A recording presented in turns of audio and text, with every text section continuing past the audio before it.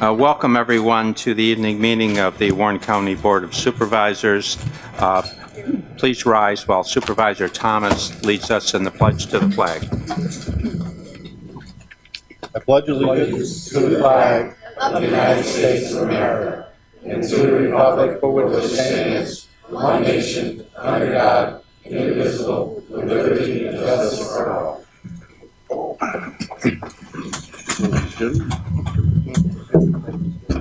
The clerk will call the roll. Mr. Leggett? Here. Mr. Gerard? Mr. McDevitt? Here. Ms. Bramer? Here. Mr. Brock? Here. Mr. McDonald? Here. Mrs. Frazier? Here. Mr. Simpson? Here. Mr. Vanslow? Mr. Dickinson? I originally wasn't going to be here, and I gave a reason for my foreseen absence, and I've never received so much feedback in the 10 years that I've been supervisor to anything I ever said. So I rethought my decision, and I decided I better come to the meeting, but in order to really satisfy everything, I brought my socks with me so that I can take care of them and get a match before I go home. So the answer to your questions, I'm here. Mr. Merlino? Here. Mr. Stroud? Here. Ms. Sieber? Here. Mr. Beatty? Here. Mr. Montesi? Mr. Sokol? Here. Mr. Thomas? Here. Ms. Hyde? Mr. Garrity? Chairman Conover? Here. You should all have received the minutes of our May 19th board meeting. Chair will entertain a motion regarding the minutes. Mr. Simpson on the motion, Ms. Bramer on the second.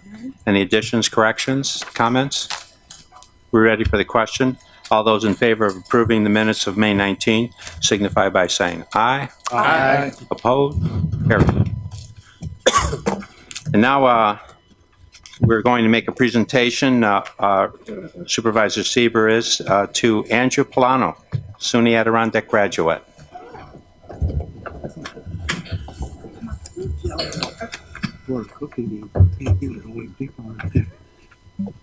This is always a fun meeting to give this presentation at. If you even direct your attention to the back as well, there's a brief little slideshow of Andrew receiving his degree just last month.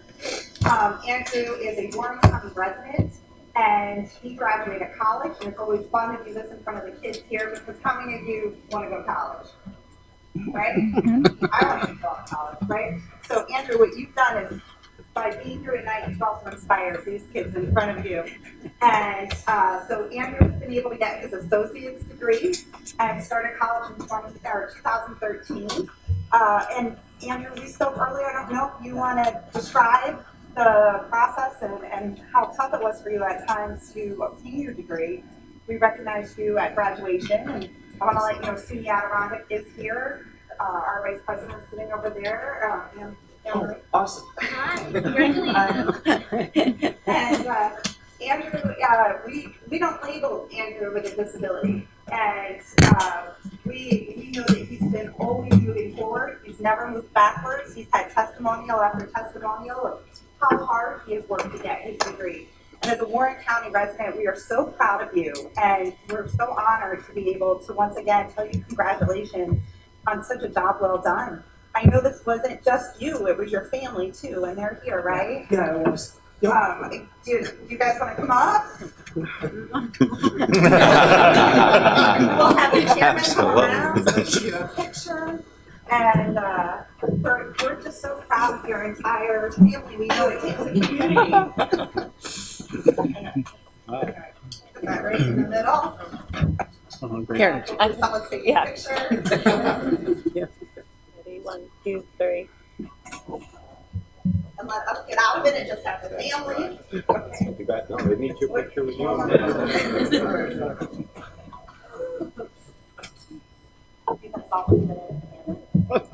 Don't be in. Go ahead. That's a good picture, yeah. Oh, good picture. Love it. Do they? All right. All right. I'll say college. Ready? 1, 2, 3. Oh, say like mean it. 1, 2, 3. Holly. All right, Andrew, we're so excited for you.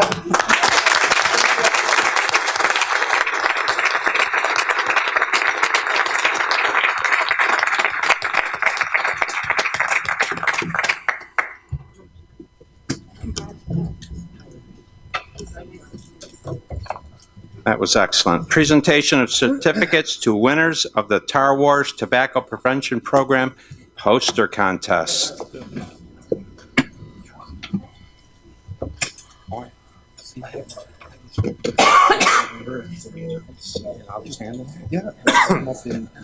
That sounds good. I have a little bit of a presentation. All right, good evening, everybody. First, I want to thank the board for allowing us the opportunity to kind of start this up again. My name is Dan Durkee. I'm the senior health educator with Warren County Public Health. I've been there 14 3/4 years, September will be 15 actually. And this program has been running similarly for about that amount of time. It's one of those programs when I talk to the kids, I say, it's kind of sad I have to keep doing this. You know, at some point we're hoping that things would work itself out. We wouldn't have to be talking about tobacco and prevention and things like that. But we also know there's a lot of influences outside of what I tell them, what they see on the news, what they see in movies, television, everywhere. Walking into a convenience store, well, there's places for them when they see that. So we continue to push this message, and I thank the board because they do provide us an opportunity and a little bit of funding to continue to do this. We're one of the few counties in the North Country that actually still do this. So I really do appreciate it. To give you a quick idea, this program is a combination of work between the local schools who allow me time to get in with their busy schedules as they get more and more thrown at them. It is a 4th and 5th grade program because we know by middle school we start to see the uptick in tobacco use. And it's also a partnership between the American Academy of Family Physicians and us. They unfortunately have had a shift in funding towards cessation, which means they're trying to get to people after they've begun. We want to continue to stop kids from beginning initiation of tobacco use. But they still support the program through curriculum development and materials in that respect. So it's been a great partnership.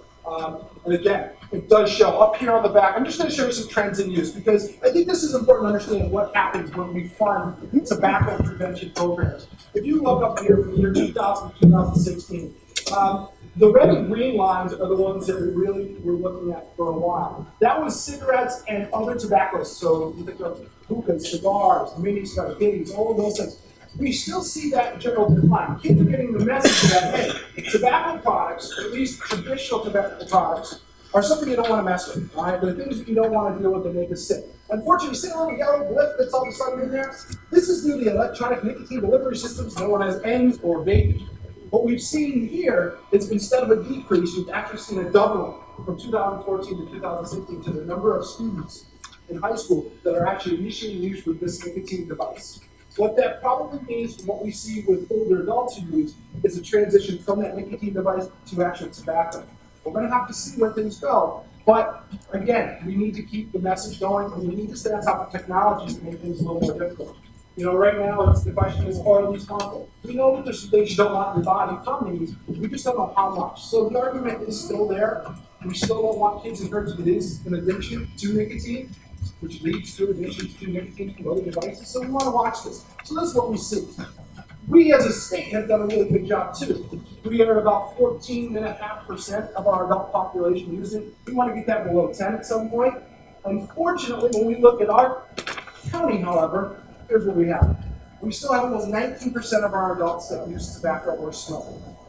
34% of adults who have a household income under $25,000 smoke. Some of our most vulnerable, with the least number of assets, are some of our highest rates of smokers and tobacco users. We also know that adults with less than a high school degree, GED, have the highest rate of smoke within the state at 27.5%. We know as people gain more education and more opportunity, that rate goes down to less than 10%. And we are a unique county in that we actually have more females using tobacco and using and smoking than adult males. So we have our work to do in this county, but it also shows that it's a social thing. So we have, you know, people up here getting degrees and continuing their education. We can see that this is really important, and not just how well you can do career-wise, but in just social choices. So again, we see some of this. So I want to really quick put on my soapbox, because I'm not allowed to do that often, but you might have heard of this campaign called Tobacco 21. I know I get a lot of eye rolls and things, because it's a campaign to kind of link tobacco purchasing power or purchasing ages with the tobacco, with the alcohol purchasing ages. And there's a lot of reasons why this makes sense. First of all, we think of 18 as the age of consent, when really up until the Vietnam War and the passing of the 26th Amendment, 21 was legal. It wasn't always 18, it was 21. But because of the draft and the push from younger adults, this 26th Amendment was passed, and so many states lowered not only their age of drinking and tobacco use, or they use not just tobacco, but their drinking ages as well. Well, what did we see? We saw huge crash-related fatalities go up in the age groups of 16 and 20. So in 1988, President Reagan had the idea, well, you can keep your ages at that level, but we're going to take 10% of your funding for highways away from you. That's what those states did really quick. They went right back up and say, we're going to do 21 as a drinking age, because people were dying immediately. There was immediate scene. Unfortunately, tobacco is years down the road. More people die from tobacco than they do from alcohol, yet we don't seem to put a big price on it because it doesn't happen that instant. It happens over a period of time. And what we see is from this, in the tobacco, or at least in the alcohol side of it, is today's 30-year-olds drink significantly lower rates than the generation before them that had the age of 18 as purchasing. So we see that it does work. All right, 18 is not a magic number. We think this, well, you're old enough to vote, you can fight, you're old enough to smoke, and do whatever. Well, we do this as a society. We have a graduated permission system, right? You can't really get a work permit until you're 14. Driver's permit is 16, sometimes 17, depending where you are, sometimes a little less. Right? Legal age to sign a contract is 18. Not all the time. I've got a contract with who's illegal. I wanted to look because this is a hot button topic about guns and alcohol. We all know in New York it's 21, right? To run for office, for president, not local office, but for our higher offices, right? Those who make decisions about who goes where and does what. You have to be 35 to run for president, 30 for VP, 30%, 25 for the House of Representatives. So when the industry lobbyist tells you that you're old enough to fight and vote, you're old enough to drink and smoke, it's not really a good argument. It's an argument to continue to push a product that kills 1/3 of the people who use it. So they look at it as a right, we look at it as an addiction and a societal burden that you weren't paying for in the end. And the other thing that makes this important is we know that when we take an age group, we can separate that age group from another social age group who do things where they might interact. That reduces it. So what we know is that 18-year-olds generally don't interact very often with 21-year-olds. So by doing that, you separate that initiation period where somebody in high school can get the tobacco from an 18-year-old who's still with them to a 21-year-old. Now, the chances are they're not going to interact. And that opportunity to get somebody older is decreased, all right? And so there are, again, I'm not going to go through this, but CDC's done a bunch of studies, how much we could reduce the burden, how much it could save people from dying, drops in tobacco use, smoking initiation by 25%, 12% drop in smoking rates overall, all right, preterm births would go down. All of these things are tied to it. By making a simple change, it's not taking away somebody's right, it's just pushing off that age of initiation to a certain age. And again, I'm not here to tell you how to vote or how to think, I'm just saying these are the things we see, and as a public health institution within this county, we feel it's important to just bring these points to light, so that when the topic comes up, it's not dismissed as soon as it's put in front of you. It's some thoughts here going forward. And then we don't have to continue, maybe that market gets so low that it goes away on its own, and we don't have to continue these programs. Until now, we do. All right, and just to give you an idea where New York is, because everybody says, well, where are we? These are all counties and areas within New York that actually have already passed this law to make 21 the legal purchase age for tobacco. And these are bills that were introduced this year to the Assembly, all right, in New York, looking at a statewide, all right, push to 21. Right, so this is stuff that's being done already. It's not new. But I want everybody to be aware of it. So when you see these campaigns out there, they're not just on haphazard to make life difficult and stuff. There really is science behind it, there really is research, and there really is a point behind it. Again, we don't want to take away freedoms, but we want to make it the initiation a little bit later. Because again, at 18, 19, we still have very impetuous youth who are going to make decisions as they get a little bit older.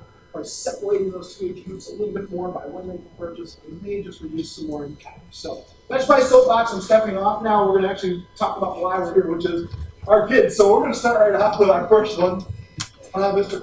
Conover, come over. We have Keanu Woods. Now, I will ask you to hold your applause to the end. We have 21 posters, and not all the kids can be here, obviously, tonight. So we'll have you hold your applause to the end. But I do want to let everybody know all the posters will be up. Oh, we have a new one coming.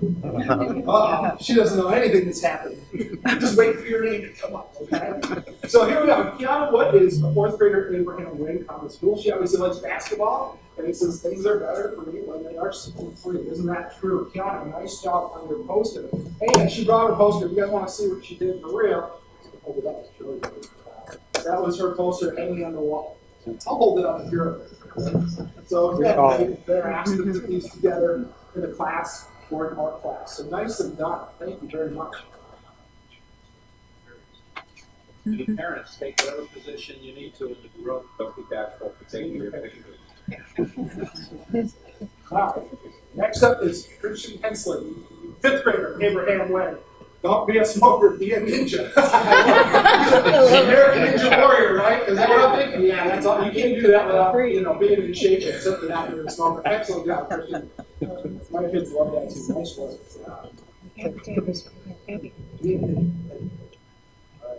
Kaylin Novinsky from Bolton Central School. She's a fourth grader. You are smoke. If you are smoke free, you can swim faster. So she's a swimmer. Absolutely. Miss Kayla, come on up, get your award. Obviously, you like swimming. No, we'd like that. Anna Bowerman from fifth grade, Bolton Landing Central School. She actually wasn't able to make it tonight, but she did a wonderful poster. And one of the pieces of this poster contest is we allow the public and employees to vote for their favorite overall poster when they're done, based on messaging and colors and things. And Anna's poster was selected as first place for the Warren County Poster Contest. So out of all the schools, her poster was the one that everybody seems to enjoy the most. And for her efforts, not only did she get the certificate, Great Escape donated 4-day passes to the park as part of her prize. So I have those. Unfortunately, I have to send them in the mail, but she was able to receive a little extra bonus from that. So the Great Escape donated, so we thank them very much. Brianna Van Dyke, fourth grade, highly deserved. She just came in. She's the latest one. Sorry. I'm glad you made it, but nicely done on your poster. My voice is strong because I take care of my vocal cords, my lungs, and my body. Absolutely. Great job. Nice job. Danica Tyler, again, I wasn't able to make it. She's a fourth grader with Hadley. Being tobacco free is a hoot. I love it. Just using our nature. We live in a great place because nature is throughout all of these things. So it's really very cool to get used to. All right. Lillian San Antonio, fourth grade, Johnsburg Central School. You'll notice it says second place Warren County. She was voted as the second favorite poster in Warren County. And for her efforts, we were able to get her 2 passes, believe it or not, to the fun spot for a full day. So on top of her certificate, Lillian will be receiving 2 passes to the fun spot. So Lillian, nice and come on up. So you get 2. I'm going to give you an envelope and you're welcome. Again, skiing. You're up there in Johnsburg, Boy Mountain. Mia Conley is a 5th grader. Again, dragons and things are popular now. My kids love them too. It's the same love smoking. I guess you don't want to eat by dragons either. So, very nice poster using what's common and out there for the kids. These are the things they see. And if you don't think that TV plays an important role in what they make decisions about, just look at their posters. You can see it. So. Live like a tree, stay smoke free. Everett wasn't able to make it. He's a Lake George student. Nice job from the 5th grader there. Madeline Petit was a North Warren. Again, some of these travel a long way. This one was gorgeous, by the way. It was watercolor, and it was huge. It took up the whole lot. It kept falling off. I think the night crew got mad and put it back up because it was so big and heavy. But she did a really nice thing. Stop everything and stop and smell everything tobacco free. One of the things we talk about is when somebody smokes, they lose that ability to smell really well and taste the food really well. And obviously that message stuck. So she was able to do it. Rachel, 5th grader, North Warren Central School.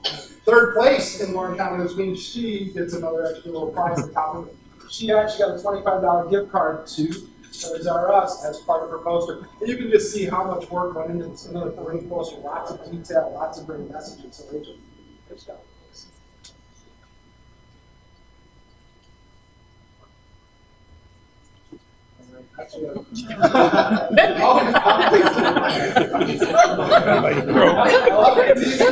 Gets the message. Able Isles, 4th grader, Queensbury Intermediate School. Ava, crazy poster, nicely done. It's a great fact, right? And I can draw it. Chippewa Sumner is a fifth grader in Kingsbury as well. And again, just saying, this is what things look like when you don't smoke versus what they look when you do smoke. So life is a lot prettier when you know, right? All right, nicely done.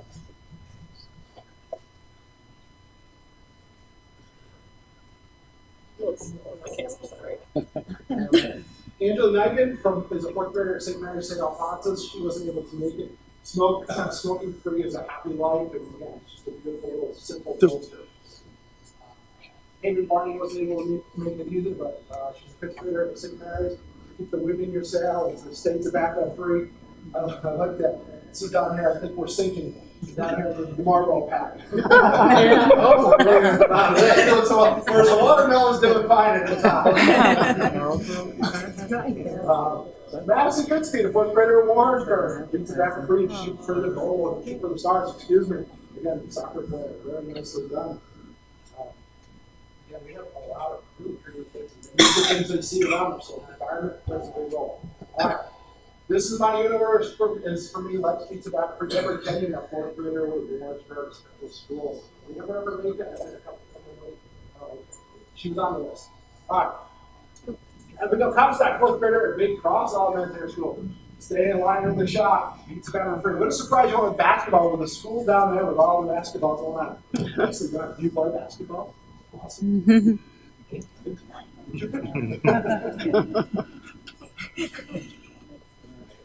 Tristan Ferguson was fourth grader at Elementary. Again, I mean, no smoking. It's nerves telling you. Knock it off.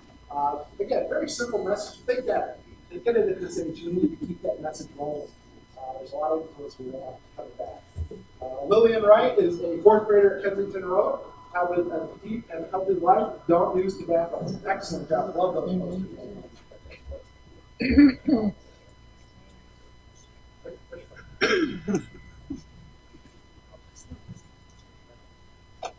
And then Jocelyn Smith. She is a fifth grader at Westfall Middle School. Stay on target, stay tobacco free. I have to ask, is this a Hunger Games picture? No. All right. I just wanted to find out her as a fifth grader. She loves Hunger Games, and it's all about bows and arrows. So, awesome job. I love the poster. Great job. All right. And finally, I want to do a special thanks to Stewart Shops, who donated $5 and $10 gift certificates to all of the students whose posters were submitted this year on the Pound on the Wall. The Great Escape for donating those park passes. And obviously, the Warren County Board of Supervisors. I figured since Stewart's has an emblem and Great Escape, we might as well put the Board of Supervisors up there. So there they are. If you want to see them, and guys did an awesome job with the posters. I hope you remember the messages here. You're passing them out to everybody. And could you stand up so everybody can give you a nice round of applause?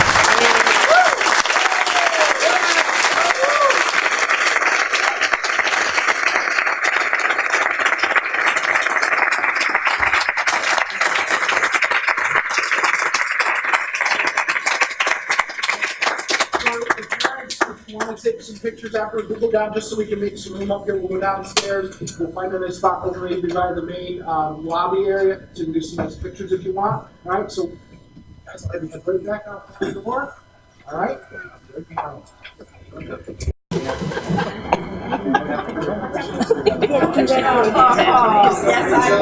Good job, guys. Good job. How are you? Oh, I see him. I see him up there. How's he doing? I had to tell him. Hey, Chris. I had to tell him. Thank you. You guys want? We don't. Trying to get that picture. Nothing wrong with that. Got to give me glasses. Can you get replacements? Nope. For those things? No? I'll do the plastic bags first and then we'll go to. No, hard thing.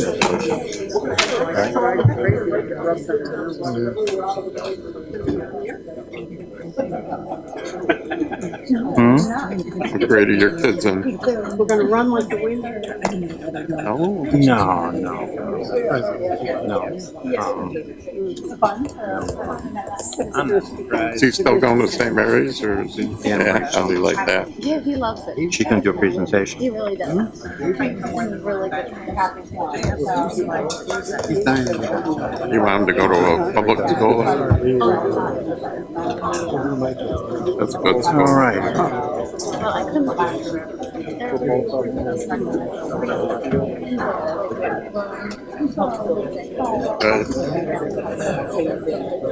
My new teachers don't do that. I know the teacher was talking about her daughter went to St. Mary's. I missed my, So she actually went to, got to the age. Yeah.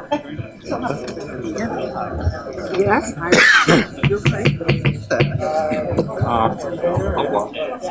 we'll move right into the agenda. I'll now open the privilege of the floor. It's a public comment period. I'll begin with those that are here to address the board regarding the legislation regarding plastic shopping bags. I would ask that you step to the microphone if you would, please, and state your name and where you're from, and we would be happy to hear from you. Good evening. My name is Catherine Atherton. I'm with Tri-County New York Transition Organization. We are the ones that actually brought the initial proposal to the Warren County Board, appearing in front of the Environmental Concerns and Property Tax Services Committee and the Legislative and Rules Committee. So I just thought I would read, just to keep it a little short, a letter that I actually wrote to the Post-Star. The thin plastic bags our groceries are bagged in are made from polyethylene, a byproduct of petroleum and natural gas. Over 1 trillion plastic bags are used worldwide each year. The U.S. alone discards 100 billion per year, which is about 500 bags per person. And they use an estimated 12 million barrels of oil at a cost to retailers of $4 billion, which is then passed on to us, the consumer. They are used an average of 12 minutes and then they're thrown away, but they take an estimated, and one doesn't really know, but takes an estimated 1,000 years to fully degrade because they just get broken down into smaller and smaller pieces. And they release chemicals the entire time. Their toxicity contaminates our soil, our waterways, our oceans, and threatens us and wildlife. We do not need them. Widespread usage only began about 45 years ago. It was a created need and economically has only benefited the bag industry. And they've done a great job in perpetuating this need. Plastic bags are estimated to be the #1 consumer item in the world. The bags are a learned addiction to convenience, no longer appropriate or sustainable in this day and age. Recycling turns out not to be a solution. Even though recycling in stores has been in effect for like 20 years, it's obviously not the solution, as estimates vary between 1% to 10% are recycled. That's it. Everything else then ends up in the landfill or in our waters. The other thing is the efforts that get folks to voluntarily bring reusable bags into the grocery store has largely been unsuccessful also.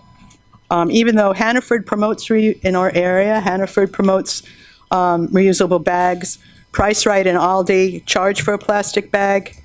BJ's and Sam's Club do not have them. Target and Price Chopper credit for reusable bags, I think 3 cents or 5 cents, can't remember.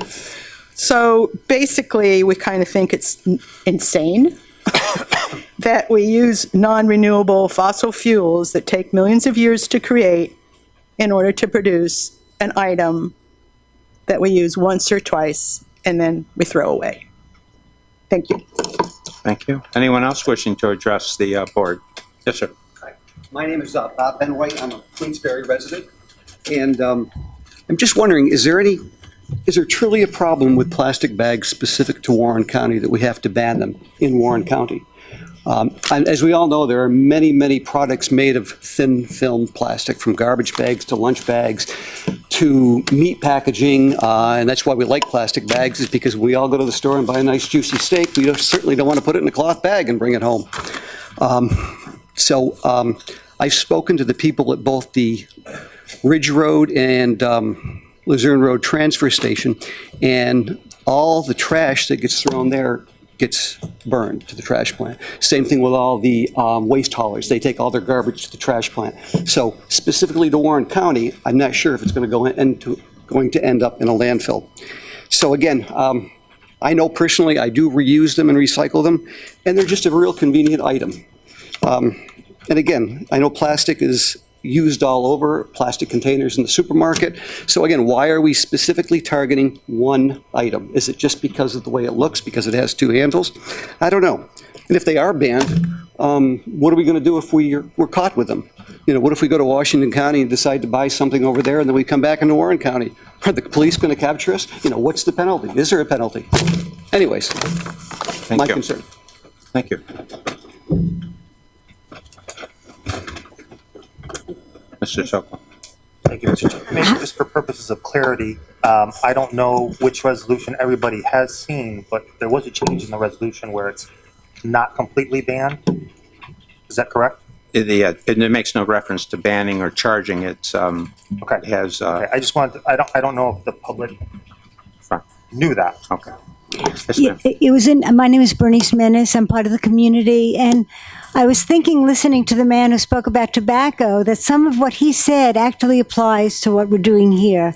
Because on the one side, you have something that is maybe convenient, but is pretty much a habit that's an addiction. On the other side, you have life. Basically, if I'm wearing my Ocean Conservancy shirt, because one of the things that's happening with plastic bags, it's taking up huge, huge areas of the ocean.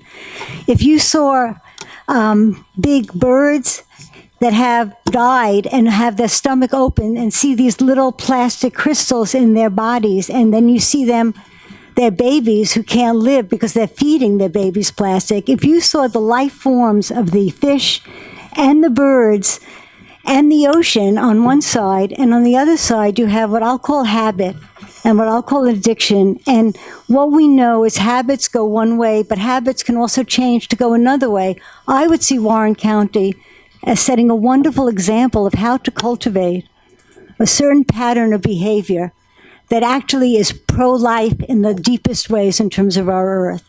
So that is my argument, because also when we talk, many countries have banned plastic bags. Many cities have banned them. Some states have passed it. My nephew's in California says no one uses those single-use plastic bags. Habits are habits, as is smoking, as is drinking. And what you say is, what are good habits, and what are habits that you want to cultivate in your family and in your community that really are that are so good for life forms on this earth. So that's my argument for either banning, or there was a decision whether you want to ban or charge, and someone said, and it's probably true, that banning is probably the easier form, and then if you charged, how much you should charge. But it is not hard. I mean, in California, as I say, my nephews, they bring their reusable bag. It's not a huge thing, and we're only doing it in terms of single-use plastic bags. Thank you. Anyone else?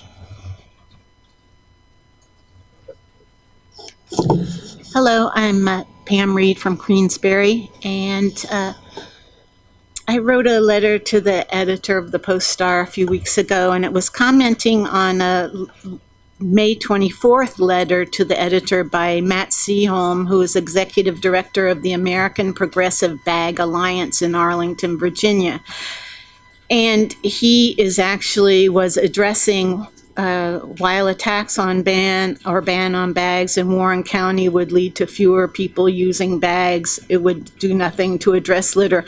Anyway, I wrote a letter because he was saying that there's really nothing wrong with them and they can be recycled. And I just wanted to quickly read that. I'd like to comment on the May 24th letter to the editor. Really, Mr. Matt, do the plastic lobbyists need to extend their grasp all the way from Virginia to the North Country? Your letter starts out well, recycle and reuse plastic grocery bags, but you state that banning or taxing plastic retail bags doesn't provide any meaningful litter or waste reductions. Statistics show that the average person uses 500 plastic bags a year, and most are thrown out and not reused. That's so wasteful. Yes, I reuse a few single-use bags for garbage bags rather than to buy new ones. But because I recycle all my cans, glass, and plastic, I use fewer than I would bring home from the store. Rather, I use cloth bags for grocery shopping to avoid single-use plastic bags. And I agree that if you're getting meat or something, then you use some that you have, you bring them with your other cloth bags. You write that plastic bag regulation pushes customers towards less sustainable options, including reusable cloth and thicker plastic. That simply is not true. Cloth bags can be washed and reused many times. I keep sturdy cloth and plastic bags in my car, and when I go shopping, I just grab a few. That's handy and easy. My assortment of bags come from yard sales for 25 cents or as promotional giveaways. Some come from, so I don't agree with you that some folk can't afford them. Single-use bags rip easily. Have you ever had all your groceries scatter and break when the bag rips? Cloth or sturdy plastic bags are best for those who walk to the store, bicycle, or ride the bus. Thank you.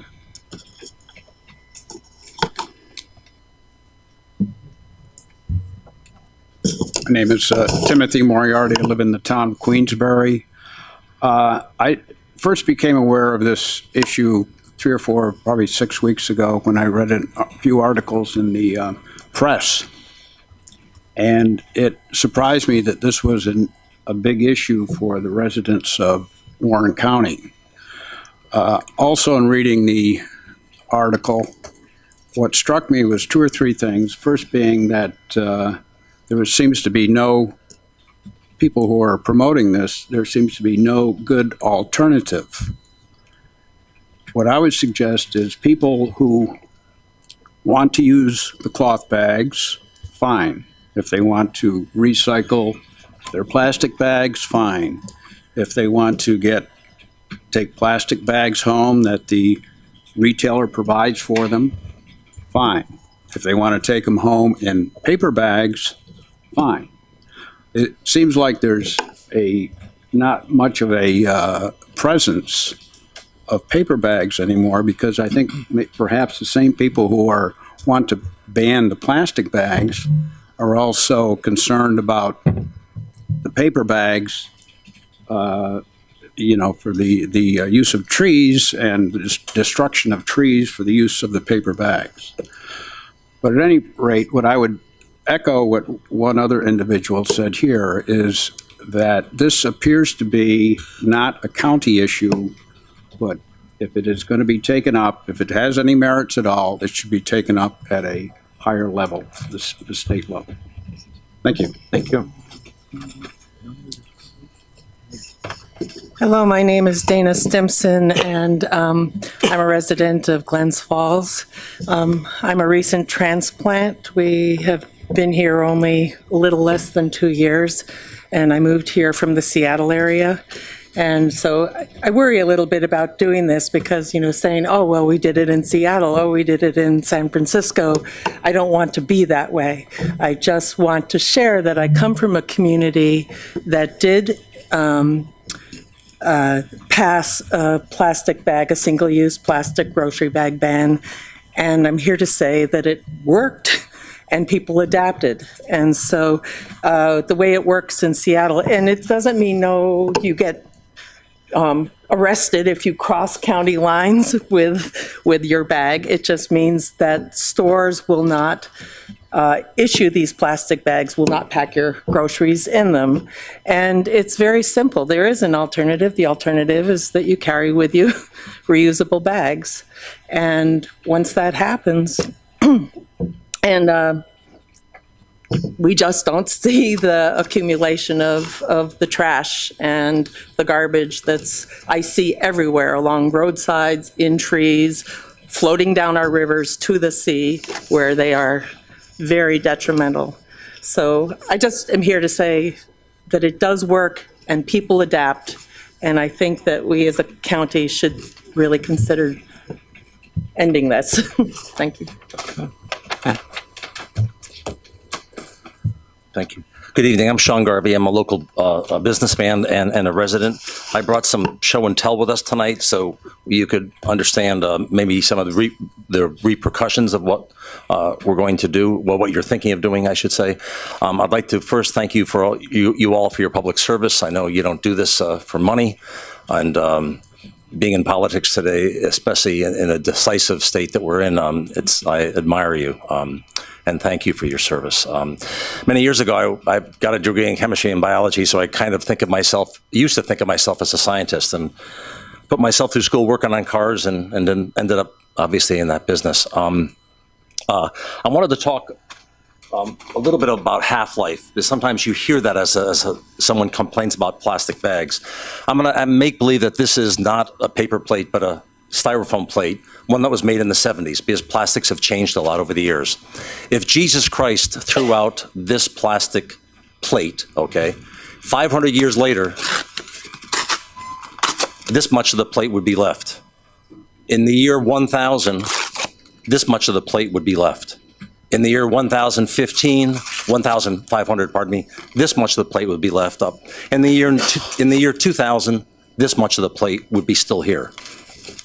That's styrofoam that was made in the 70s. Plastics have changed a lot, and I just wanted you to understand what half-life was. When it comes to half-life of paper bags, the National Oceanographic Institute says they're about 48 years. So it takes, and that's a debatable number, because when something decomposes, what one point do you say that it's no longer a plastic bag or a paper bag? When it's totally returned to the environment? I wanted to make a quick example of what allegedly the bodies have done, and they've made an error, in my opinion. This used to be considered evil by Congress 8 years ago. So they made it mandatory that we sell these and use these fluorescent bulbs here. With the good intentions, they wanted us to use less electricity. Why does this have anything to do with plastic bags? Because they didn't think of the ramifications of everything they're doing. These bulbs have a mercury in them. And you don't have to be a scientist to understand that mercury is not good for you. When these break in your home, or when they're thrown away in the garbage and not recycled, they get broken and they make a waste stream that we're all talking about, I guess. That this waste stream is much worse than a broken glass from a bulb.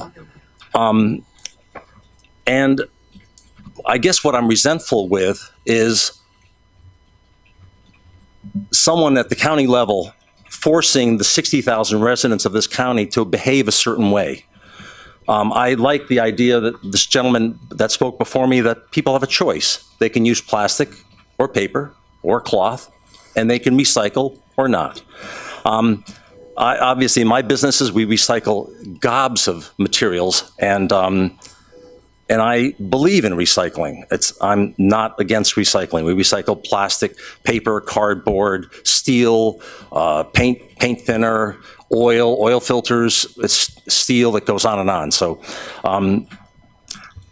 but let's say you make the choice that you want people to stop using plastic bags.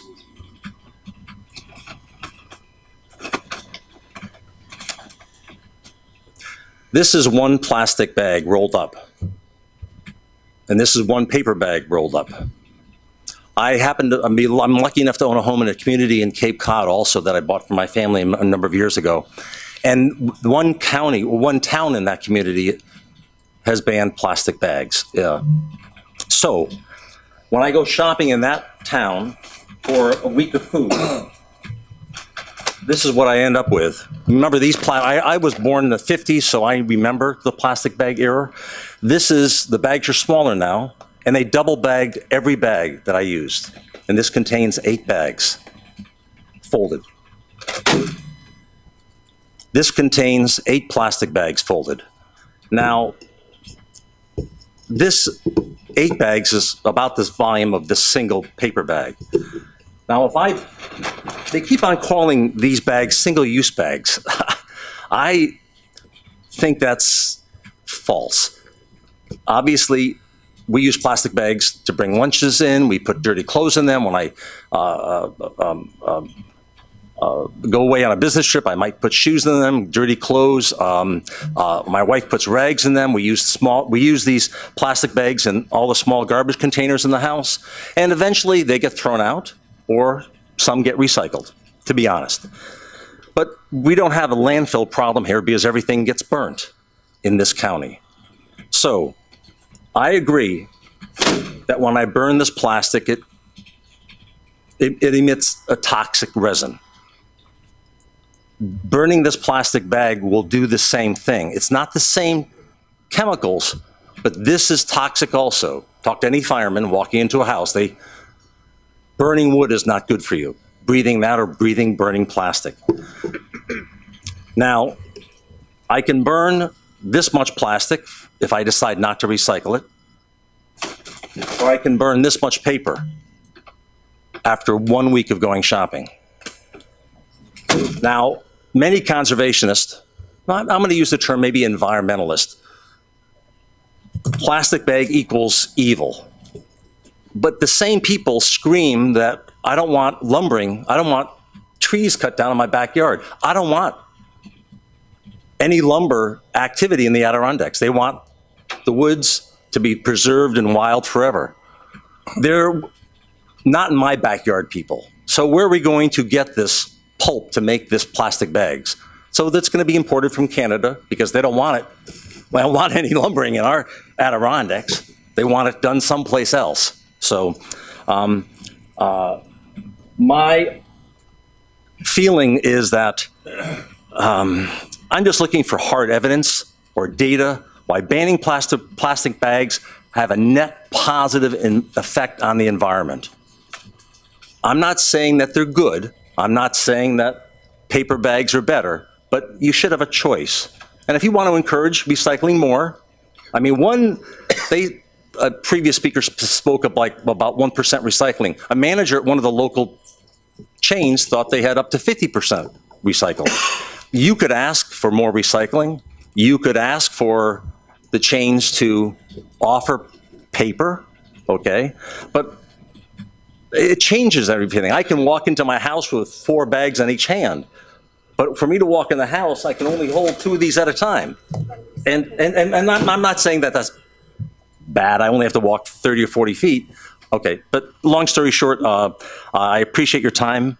And oh, by the way, I forgot to mention, after I use got these plastic bags, these are more single-use. Paper bags are more single-use because what am I going to do with them? They're too big for, I can't put my wet clothes in them. I can't put my shoes in them when I travel. I can't, if they get wet or dirty, I can't reuse them. They're too large for a lunch bag. Paper bags are more single-use than plastic bags, in my personal opinion. And so I'm asked for a compromise. And if you are going to walk your dog tonight, you might want to try picking up the waste with a paper bag and see how that works out. Thank you very much. Yeah, I'll come back. I'll come back. I really don't, this is not a debate. Okay, I I'll wanted let to you just speak again. clarify something as regards the proposal. The proposal was for bags as what, paper bags as well, that's all. It's a fee or a ban on both plastic and paper. I understand. Anyone else wishing to address the board? How are you, guys? My name's Robin Barkenhagen. I'm from Glens Falls. I'm the treasurer of the Warren County Green Party.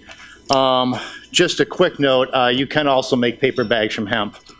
But I'd just like to read Green Party of New York's official statement on plastic bags. We are in favor of a ban.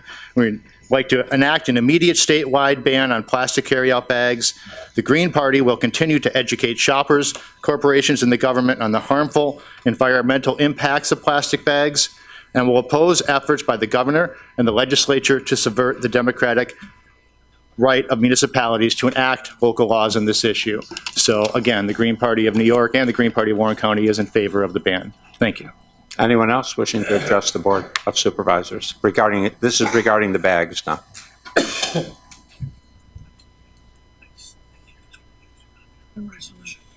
Hi, good evening. I'm Jean Nordzi, and I am a resident of Glens Falls.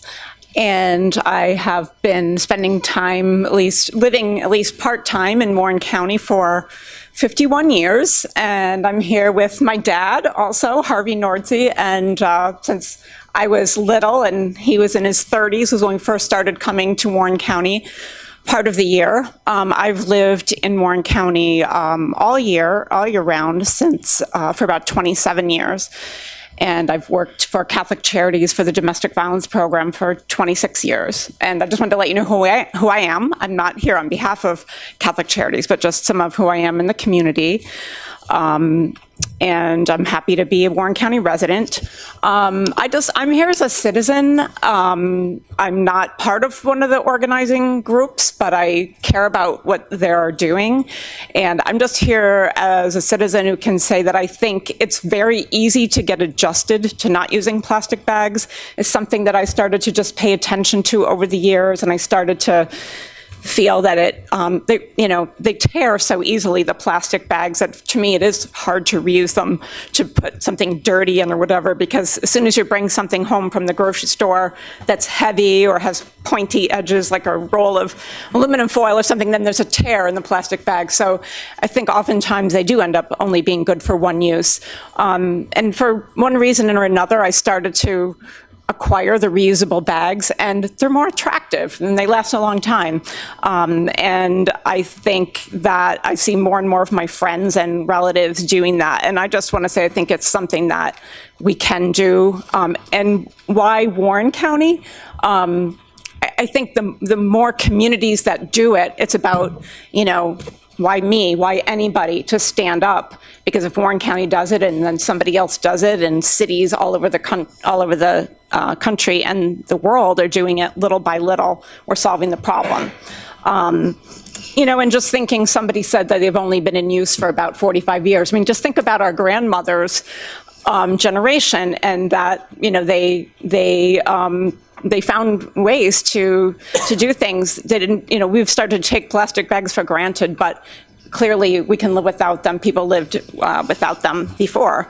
And most of all, just that I really, I care about my nieces and nephews and my grandnieces and nephews to come, and wanting, the planet and all its beauty to be there for them. So that's why I'm here. Thank you very much. You're welcome.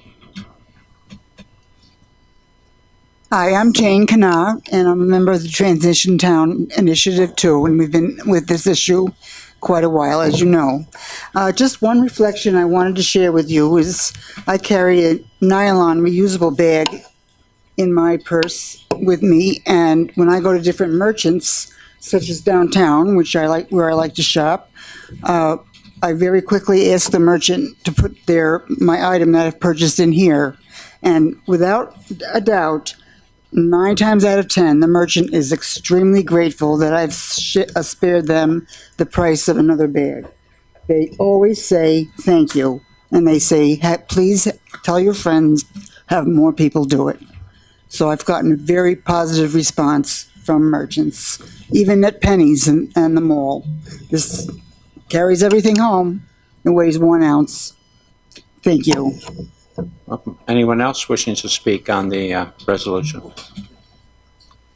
I'm Sandy Lamb. I was born and brought up in Bolton, went away professionally, and then came back and lived 15 years in Hague, and I'm now in Queensbury. So I have fingers throughout the county. And just a concern I have is for the plastic bags and the kids, my grandkids, but also for me, having the reusable cloth bags is much easier. You can take much more in it. You don't have to fiddle with things, and I find it very useful.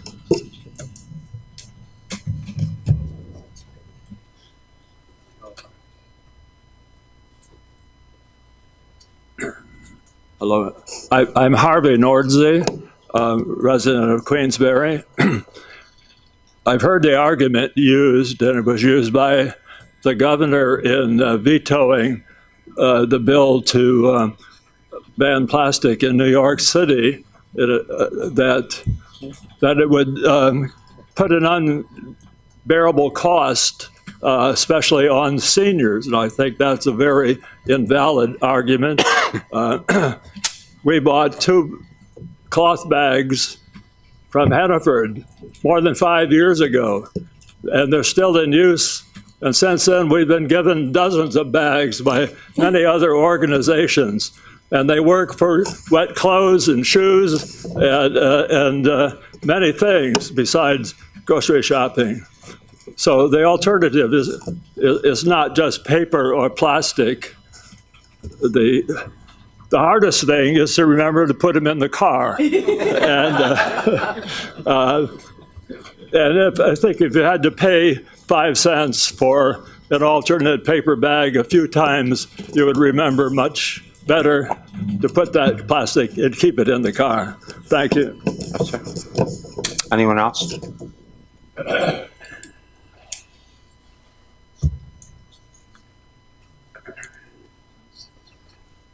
Hi, I'm Diane Collins. I'm part of the transition group. I guess the bottom line is we're going to run out of fossil fuels one day. And we can be part of an answer to having that be further down the road. The incredible waste of our natural resources with this one item is just startling. We're not talking about replacing the plastic bag with paper bags at all. We're talking about replacing the plastic bag with a reusable bag. And as Bernice pointed out, it is a habit that we can accomplish. The plastic bags, when they're burned, do release toxic fumes. There's the size of Texas of plastic collected in our, only one place is the size of Texas of plastic collecting in the oceans. It really does destroy parts of our environment. And I just think the county has the opportunity to join with other clear-thinking towns and cities and states and take a stand. Take a stand for our environment. Take a stand for preserving fossil fuels for important things. And plastic is actually one of those things, medical uses, etc. But this thin film plastic bag is an intolerable waste.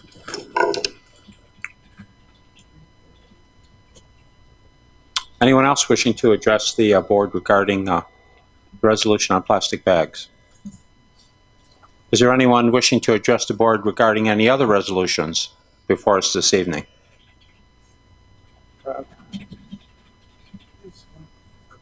Yes, sir.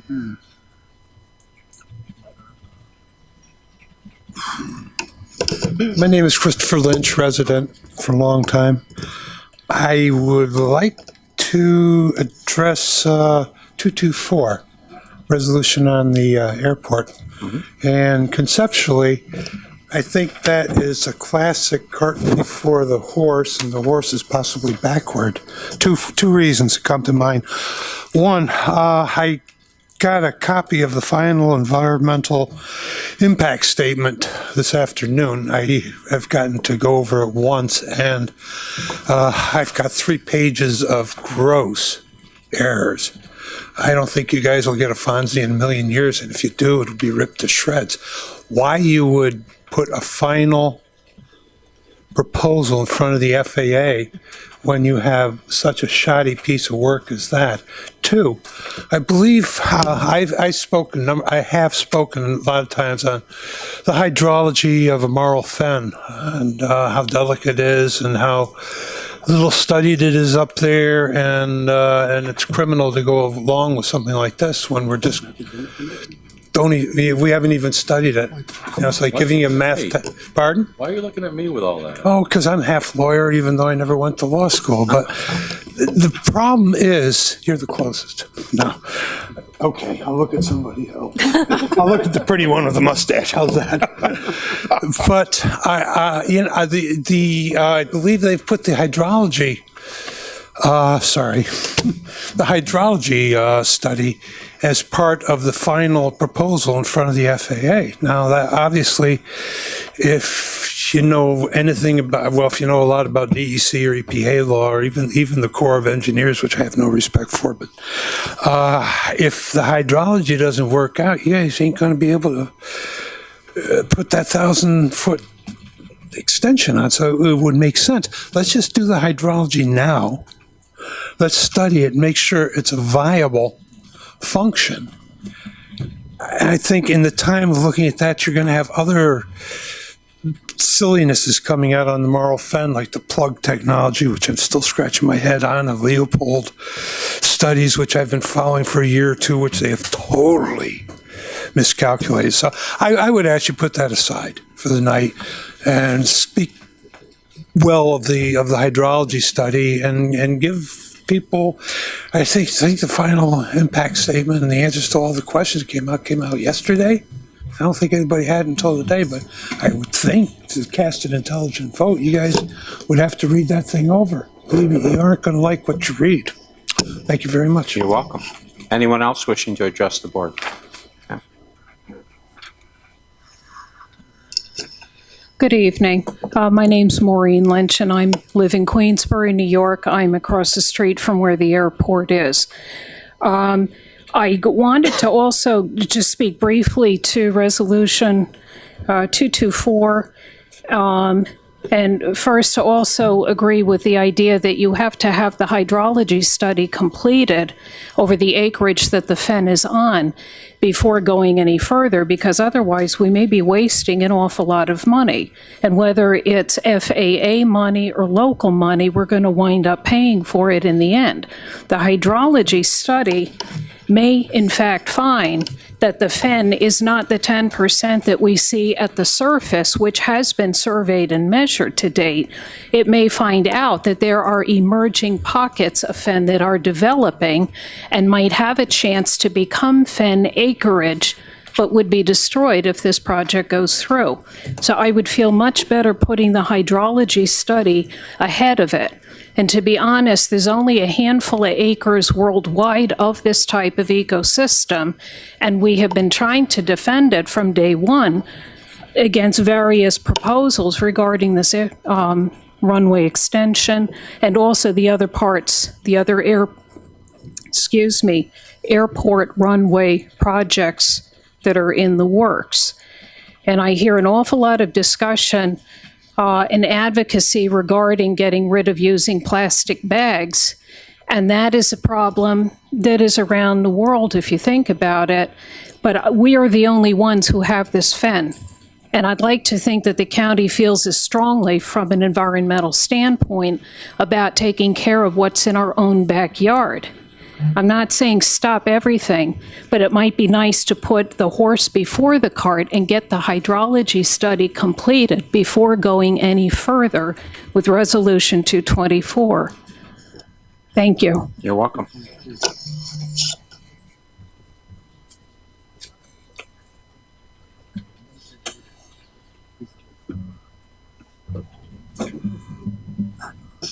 Todd Austin, resident of Lake George.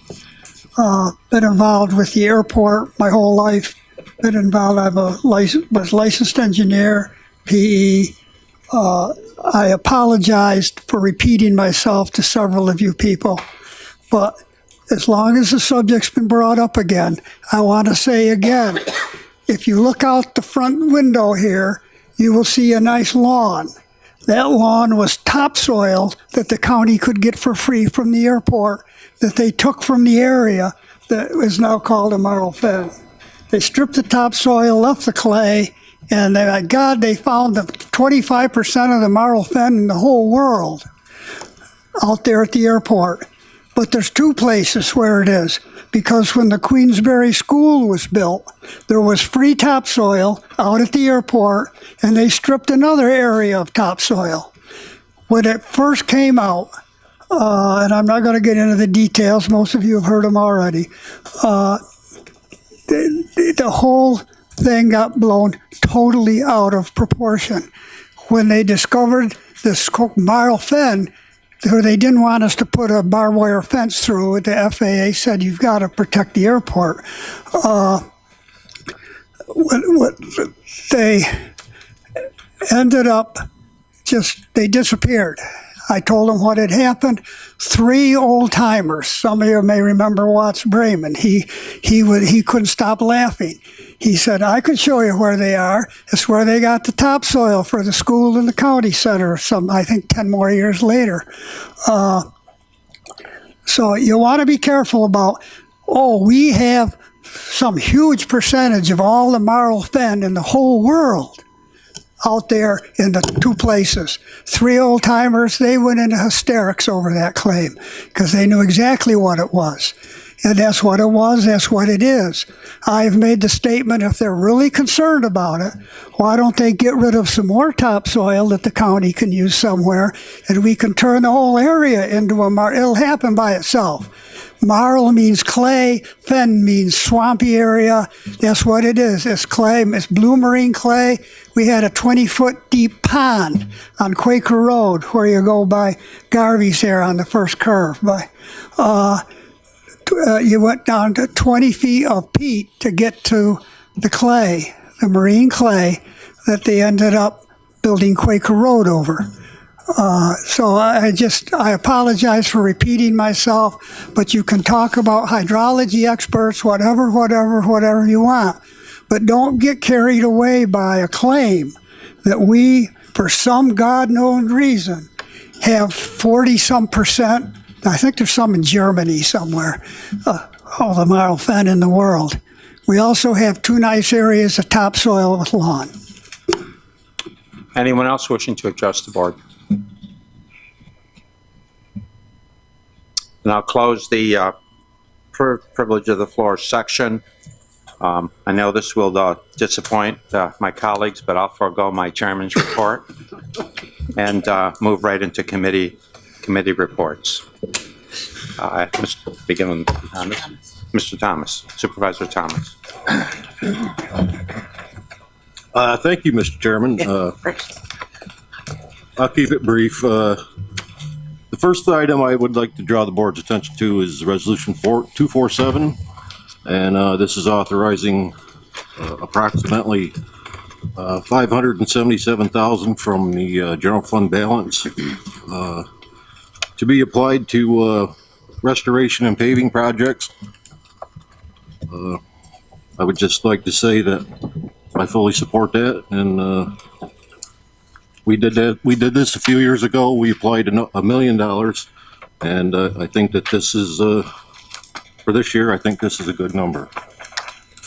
The second item, NISAC come out today with the estimated property tax cap inflation factor, and their estimate is at this point is 1.84. Last year, the inflation factor was from the comptroller was 0.68. Just for reference, 1.5% increase in the levy raises about $630,000. And that's my report. Thank you. Supervisor Leggett. No committee reports, Mr. Chairman. Mr. Gerard.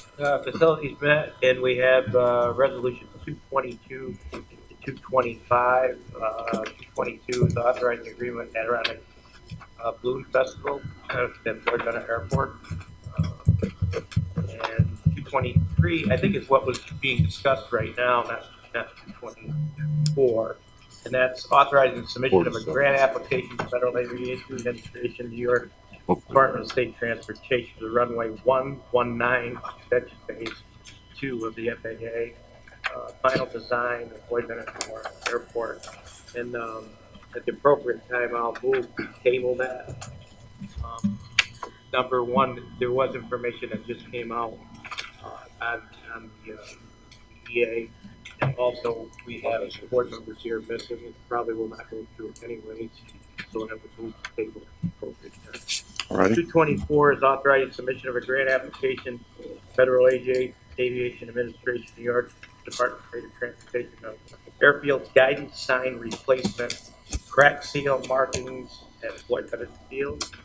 And 225 is authorizing grant of easement over county-owned property on National Grid for electrical transmission. And I attended a Cornell meeting last week, Monday. Everything's going well there. They do need a roof. We brought it up in facilities. Our people think that we can take care of that.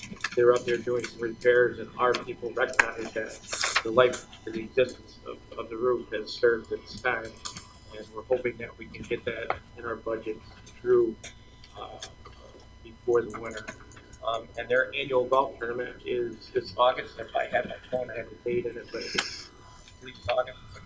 25th. Excuse me if I have the wrong date, but it's been well attended. They've done a great job with it.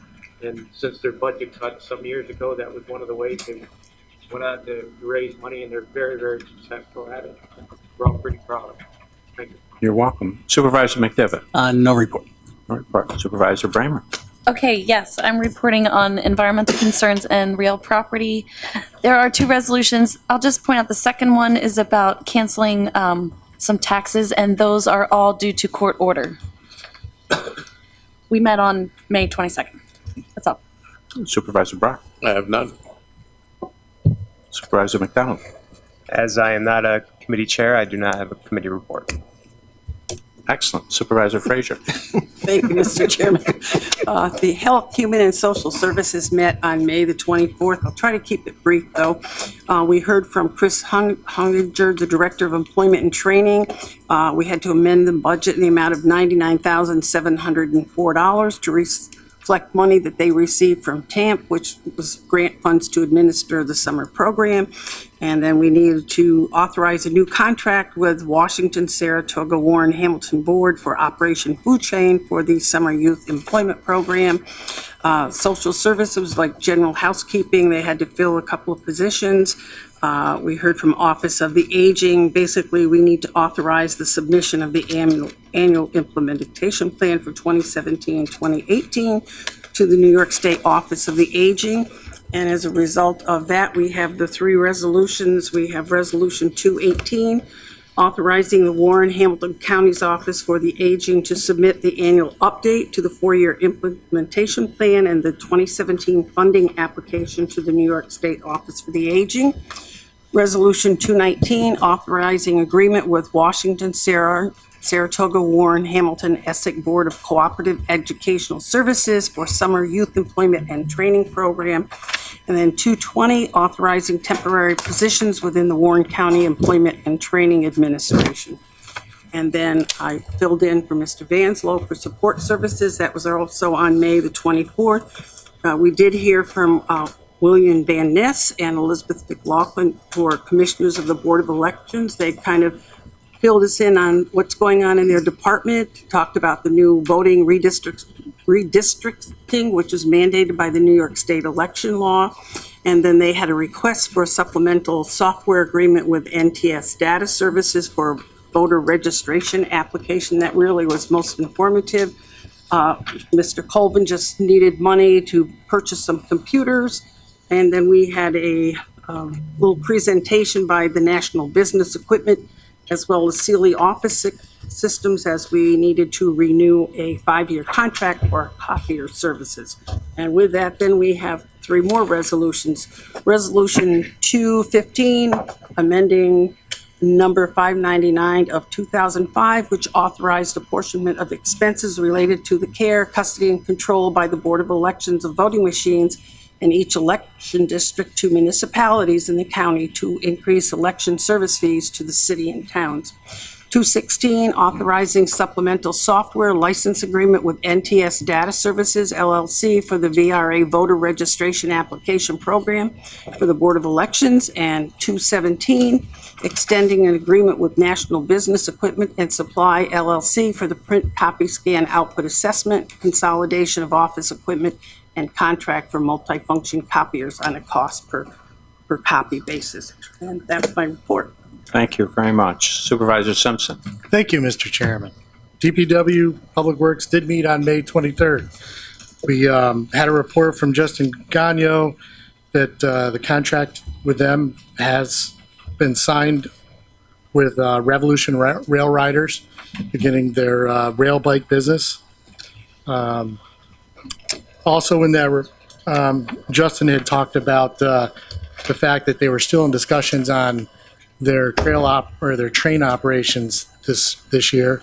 And I've got a communication that says, beginning July 1st, Saratoga North Creek Railroad will operate 4 days per week, Thursday, Friday, Saturday, and Sunday. They're going to change the southbound departure from North Creek to 3 o'clock instead of 3:45. So there's been a change. They're going to increase their numbers of runs.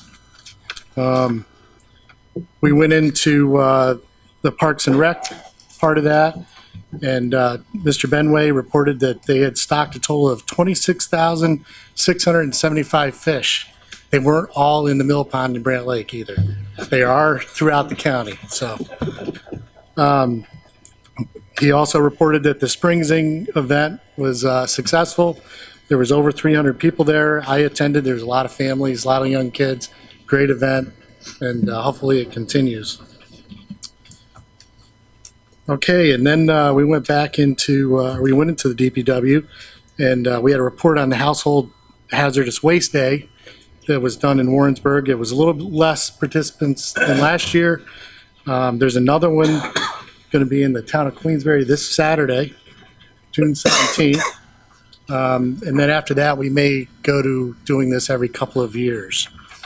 Also in that committee, we talked about the appropriating funds towards roads that we had put out to bid to private contractors, which I'm in full support of the resolution that Frank had referenced there.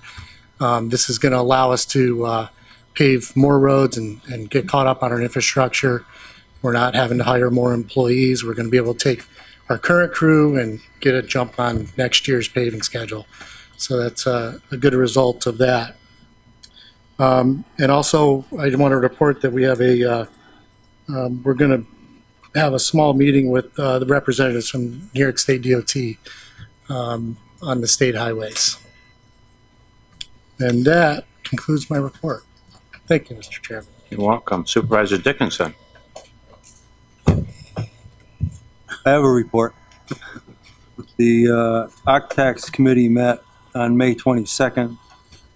We have one resolution that came out of that meeting, Resolution 221.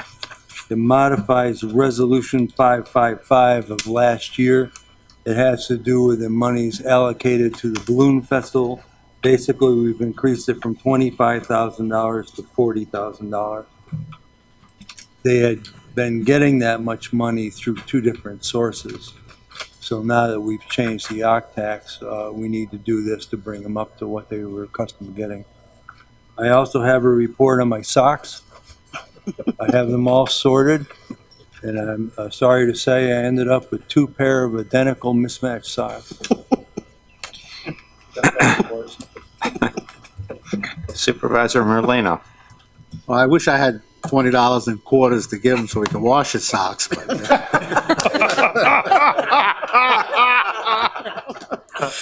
thank you, Mr. Chairman. Tourism, no really report. All our advertising has been running, and we'll give you a report on what we get as results of people that click on to look at it. Thank you. You're welcome. Supervisor Stroud. Yes, sir. Thank you. I do have a legislative and rules report. The Legislative and Rules Committee met April 24th, and we had, the discussion was on bags. Should we discourage the use of single-use bags? Should we encourage the use of reusable bags? What would be the more environmentally friendly thing to do? We had some guest speakers speak to the committee. Catherine Atherton, Tri-County, New York Transition member. Maston Sanson, Vice President of Government Relations, Food Industry Alliance of New York State. We had Stephen Aquario, who was the Executive Director of New York State Association of Counties. We had Mona Gula, who is the Vice President of Public Relations and Consumer Services for Price Chopper Market 32. there was general consensus that something should be done, that plastic bags in general were not good for the environment, and that human behaviors could change and do something positive for the environment. Now, there was a lot of discussion tonight that I think was not accurate, because we're not talking about paper bags, plastic bags. What is the resolution? The resolution, which was the consensus of the committee, was one, we should have a public hearing on the topic, which we did. And two, is there support among the Board of Supervisors for a letter of support? The letter of support basically says just this. The Warren County Board of Supervisors has resolved to send this letter to you to encourage you to develop and implement legislative action that will reduce the use of single-use carry-out bags and increase the use of reusable bags. That's all the letter says. It doesn't say anything about banning in Warren County. It doesn't say anything about paper bags versus plastic bags. That's all it says. Now, if you're comfortable with what it says, the resolution says that we will send that letter of support to Senator Elizabeth Little, Assemblyman Dan Stack, and members of Governor Cuomo's New York State Plastic Bag Task Force. That's all it is. A letter of support, encouraging our legislators and the task force to do something about this. We didn't tell them what to do. We just said something probably needs to be done, could be done, and we support that concept. That's all this resolution is saying. And that's my report. Thank you. Thank you, Supervisor Straw. Supervisor Seaver. Thank you, Mr. Chairman. I do have a few quick items. First of all, thank you for everyone's support last month for an evening meeting. I think we can all see how beneficial those evening meetings are for our community. First and foremost, if you would please turn your attention to resolutions 235 to 240, highlighting 236. 236 was in fact revised after it was mailed out. And the reason for that revision is that initially we had a date, and 236 is regarding an 2% increase in the retiree benefits for the contribution rate for out-of-unit and CSCA and service employees and retirees. The problem with the date that we had on that letter was it certainly didn't give enough notice to our retired employees who are going to see a small increase in their contributions. So they needed us to pass a resolution and then give enough time so that our health broker company could go out and mail those letters and provide that notice so people could plan accordingly. So that date was changed to August. If there's any objections to that, we can certainly withdraw the resolution and re-present it next month, but keep in mind that just means there'll be less notice provided to those people that will see an increase. So at this point, it stands as is unless someone would like to change that. Secondly,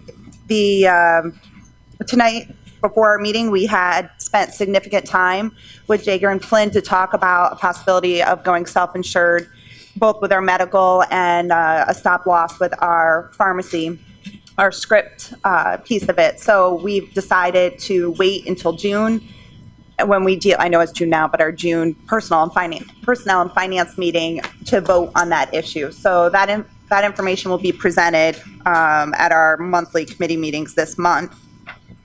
We also had an opportunity to finish our performance work plans, but please keep in mind those dates are now set for September.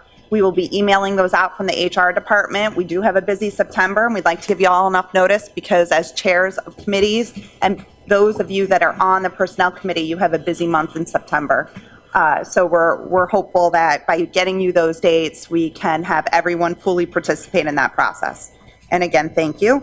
The next item is that, where are we? Oh, tonight you heard from our college award recipient. I failed to actually tell you the formal name of that award we gave tonight was the Warren County Board SUNY Adirondack Certificate of Excellence. We started that process 3 years ago, and to be clear, we award this, Washington County does the same, to one student who's overcome significant obstacles in the course of pursuing their education, demonstrates academic achievement, exhibits motivation, tenacity, and enthusiasm, and is a Warren County resident. And that tonight you met Andrew. Also, we had an opportunity to meet as our airport advisory group. Again, that's a group that we have as a subgroup of facilities.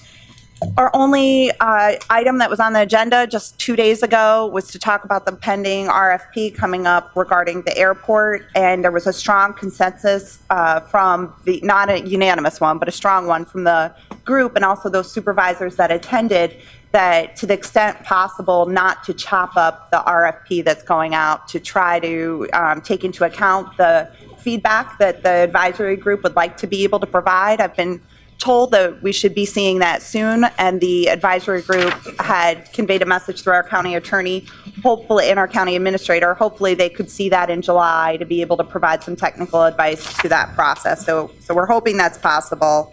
And lastly, we had a joint personnel and finance meeting over at the college. I know that our chairman of finance is going to speak a little bit more to setting that public hearing tonight, and that concludes my report. Very good, thank you. Supervisor Beatty. No report. I just had a question, though. Supervisor Gerard, did you say you wanted to table 223? So you'll propose that after we're done with our committee reports, I assume? Whenever they want. Okay, I just didn't know if I heard that correctly. Okay. I didn't think it was the proper time. Yeah, no, you're right. Thank you. You're welcome. Supervisor Sokol. Thank you, Mr. Chairman. I bet you're glad to see that I'm the last committee report for this evening. You're always the best. Finance met on June 1st. We had a very active and very busy committee meeting. We spent a lot of good money, though. We have resolutions 211, 212, 241 to 251, and then resolution 253. Most of those have been discussed already, but I would like to speak on behalf of resolution 246, which is also road projects. These are to address county routes 10, 11, and 15. Much needed. And it's nice to see that resolution 247 is in place as well. Mr. Simpson, I hope we can hear more from the state because they're in shambles. So it would be nice to see that move forward. Resolution 250 authorizes purchase of real property located at 686 Bay Road in the town of Queensbury in trust for use by the Adirondack Community College, and that is the small red house that is standing. This has been going on for a couple of years now, and the people have been willing to sell, but it's taken us actually a couple of years to get this passed through. So finally, it's on the agenda for tonight. Resolution 251 is adopting the budget for the 2017-18 Adirondack Community College and providing the public hearing. I will say that this has been a very responsible budget. As Supervisor Seeber alluded to, we did go to the June 2nd Joint Finance and Personnel meeting, and they spelled out everything. It was excellent. And actually, we have Anne Marie here, who's the Vice President. And at this time, Mr. Chairman, if it's okay, I'd like to have Anne Marie come forward. Without objection. Rachel, do I have slides or? Yes, Amanda's got them. Is there a little clicker? You don't. We only have 2 slides, though. Right, you do have them. We don't. I have the slides. We don't have a clicker. I don't need a clicker because there's only 2 slides. Oh, yeah. I just didn't know how to turn it on. There we go. Okay, good evening. Thank you for the opportunity to talk to you about SUNY Adirondack's budget. The budget for the 2017-18 year was, in our opinion, fiscally prudent. It's very conservative. It's a 1.95% increase over our prior year, but as a reminder to you, That trails budget increases of 1.1% and 0.03% for the last 2 years. So over the course of 3 years, that's a 1.03% increase in our budget. Rachel had asked me to give you a little description about how New York State community colleges are financed. And I say this little speech very regularly, so if I'm talking too fast, I apologize. I'll answer any questions you have. But basically, funding for a community college comes from 3 main sources in New York State. And our revenue streams and our expenditure streams are all regulated by New York State education law. So there's a very detailed law that we have to follow. SUNY makes sure that we follow it. But really, the revenue comes from 3 places. You can follow along on the screen if you'd like, but the first is state revenues. We get state aid, which historically has been a rate per FTE from the state. We also get some rental aid that helps us with any rent that we have for space. The second place we get revenues from is our students. We collect revenue in the form of tuition and fees. SUNY Adirondack has proudly maintained one of the lowest rates of tuition in the community college system in New York State. And the third place that we get revenue from is what they call local share, and it really has 2 pieces to it. The first is non-sponsors contribution, and that's essentially a chargeback to counties other than Warren and Washington that send their students to SUNY Adirondack. So sometimes I hear, well, those out-of-county students, their county's not paying. Yes, they are. They give us an operating and a capital chargeback that essentially equals your contribution per the FTE that you send to SUNY Adirondack. So we do receive revenue from those other counties. Saratoga is the major county that we receive revenue from, and it's about an equal amount that we get from Warren and Washington County that we get from Saratoga. The other place that we get local share from is the sponsors contribution, which we're here asking you about tonight. It's a flat dollar amount, like a cash dollar amount. It's not really a per FTE amount. And New York State education law has something in it called maintenance of effort, which essentially says you can't reduce your support to your community college. You need to give us at least what you gave us last year. And we've worked judiciously with the finance committees at both counties to explain how that works and really to put together an idea and a plan of what funding should look like in the future. There are a couple of other sources of revenue. We get some other income, and actually New York State Ed Law classifies the technology fee that we charge our students as other income for some strange reason. But it would come from other things such as rental of our space, and we also receive grants that we apply for, whether they come from the federal government, the state, or some sort of private entity. The other thing to note really is over the last 20 years, we've gone from what we would call state supported to state assisted. We are what we would consider to be tuition dependent at this point in time, which means we are highly impacted by enrollment fluctuations. We focus very precisely on our enrollment projections each year, and we draft our budget based on those. The next slide has a summary of our ask. I don't know if you can change this. There we go. Thank you. And this is in your resolution. SUNY Adirondack is asking both of our sponsors to approve our 2017-18 operating budget, which is inclusive of grants in the amount of $31,311,908. That represents a 2% increase in sponsors' contribution. That would bring Warren County's contribution to $1,968,221. It represents a $38,593 increase over your contribution last year. Just so that you are aware, the split between Warren and Washington County for your contributions is based on your fall 2015 actual enrollments. That split was an agreement between the 2 counties when they founded the community college, and so we do that calculation for you every year. And that would bring the total sponsor contribution for both Warren and Washington County to 11.5% of our operating revenues. I do usually bring up and keep in mind our peer community college sponsors sponsor about 15.6% of their operating budgets. So we're a little behind. We trail a couple percentage points behind, but we're doing pretty good. Does anyone have any questions? Okay, thank you. Thank you, Anne Marie. You're welcome. I only have about another 20 minutes. Resolution 253 addresses the Emergency Services Marketing Corporation for the purchase of the I Am Responding software. What this allows our county representatives, and Brian LaFleur is here if you have any questions, but it's a software package that gives quicker response time, and it also lets everybody know where everybody is. So it's at a cost of $19,200, and it's a very good money spent. So if anybody has any questions, Brian is here. We also had a June 14th meeting tonight, and Supervisor Seaver did address that, and it will be interesting to see what next month's meeting will be like. There was a lot to absorb tonight. Yeah, I know where my thoughts are, but we're in an excellent position right now, and it just needs to be understood by everybody.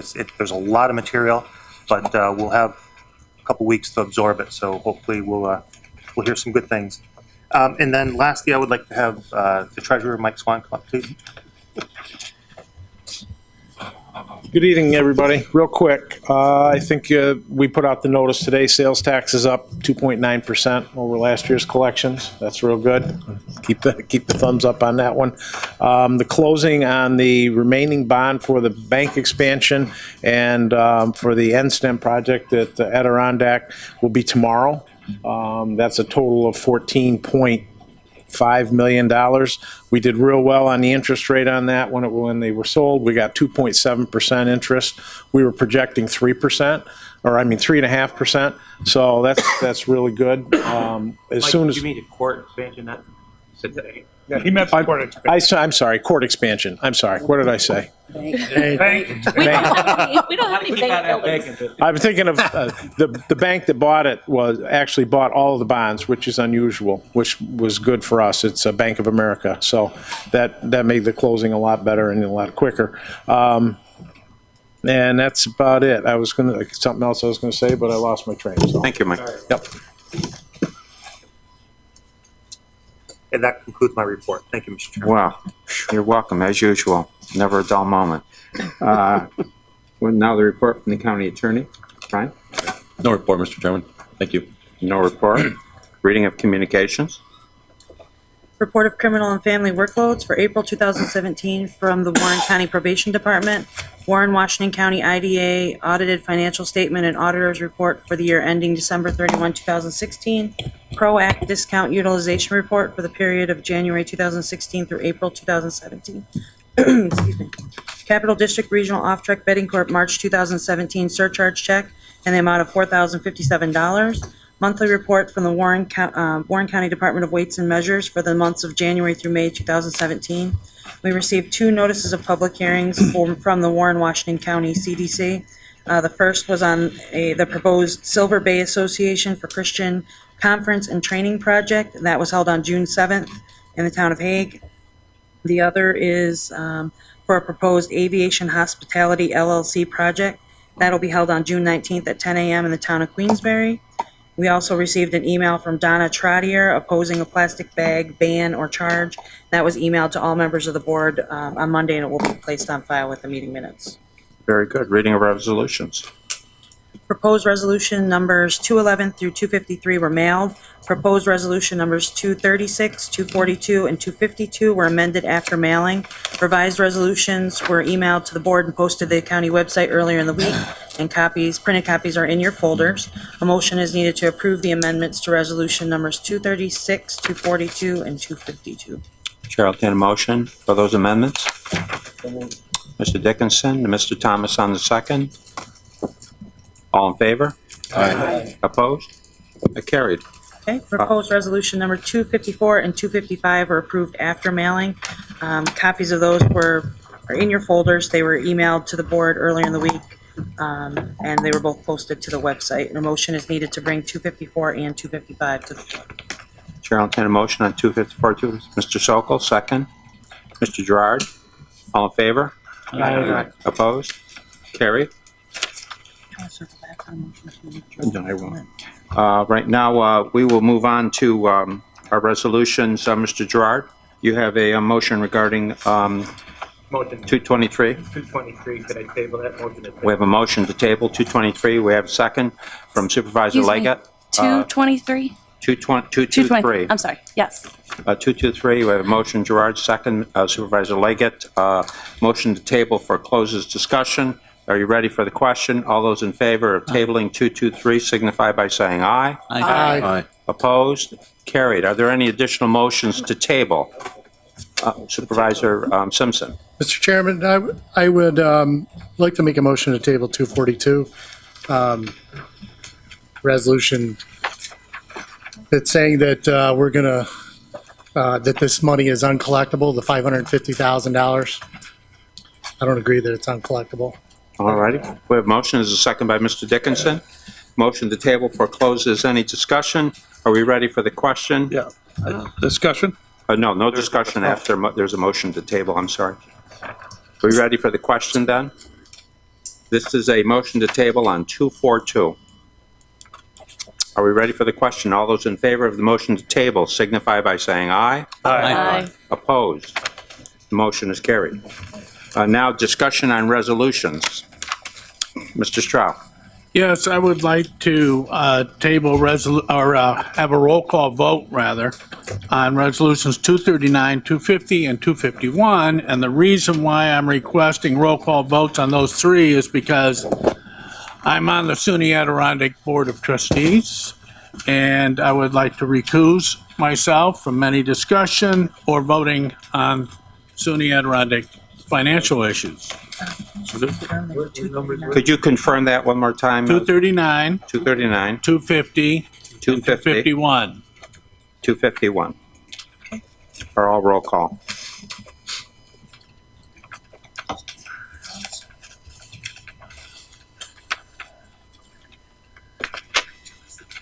Any other requests for roll call? Let's stay with roll call. Supervisor. Thank you, Mr. Chairman. I just at the 252 with the plastic requirement, sometimes I just feel that there's not enough time. I mean, what was 15 people spoke out about it, and 3 were for it, 12 were against. It's tough. We always just keep putting in these resolutions when we really have 66,000 people in this county to think about. I know it's only a letter, but you know, when you get a group together and want to do something, they'll come and talk about it. But a lot of people didn't show up to talk about it. And it worries me that we keep putting the penalties on people that without further, I'd like to just cancel, table it just, for more discussion about it. Well, your motion to table takes precedence. Is there a second to the motion to table?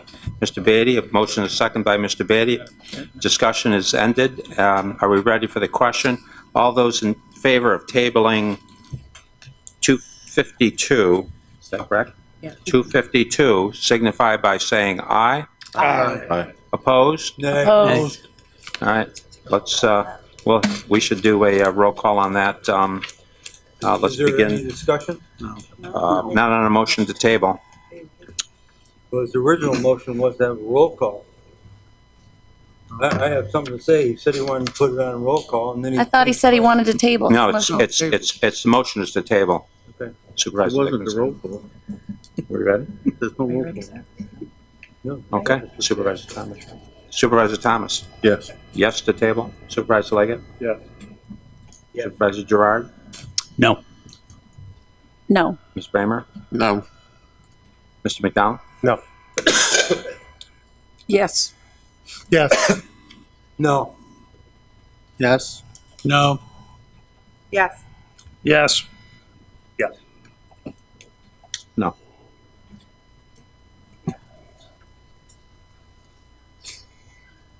We only have 439 votes in favor of tabling, so the motion to table fails. The motion to table fails. I'll reopen discussion then on Resolution 252. Ms. Bramer, did you want to speak? I can go after Supervisor Dickinson. if you Mr. would. Dickinson? Ladies first. Okay, thanks. Supervisor Morlino, I know you recognize that it's just a letter. And one of the reasons that our committee did it this way is so that we could get some public input. We have this was a public comment period. It wasn't an official public hearing because we do want to take our time as we move forward with crafting actual language for a Warren County proposal, if we even go that far. But there is a state task force formed, and we want to encourage them to, move that along if they're going to do it, so that perhaps action from the county isn't necessary. But if they sit around doing nothing, I think that the county should continue taking a look at action. But we've asked for comments tonight, and we will ask for public comments again. This is simply asking the state task force to do their job and to do it expeditiously. Well, that's a good explanation, but there's still 12 towns and villages and towns in this county, and I've basically only heard from Queensbury and Glens Falls and one or two others. So, nobody in my town has ever said to me, oh, geez, please vote for it or don't vote for it. And I think that more time should be explained to people what's going on. But I'll stick with whatever goes. Supervisor Dickinson. I've spent 55 years of my life surveying. I've been all over Warren County, Washington County, Essex County. I've been everywhere. Off the road, through swamps, over mountains. Plastic bags. These plastic bags we're talking about are everywhere. You think you've gotten away from, you're in a rural area and there's a plastic bag stuck in the tree. They're detrimental to the environment, they're detrimental to the animal life, and they have an extremely long life.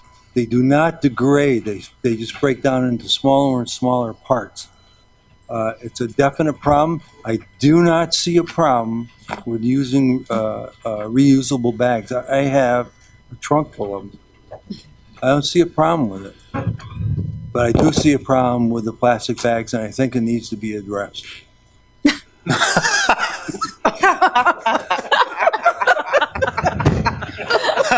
Shocked anyone?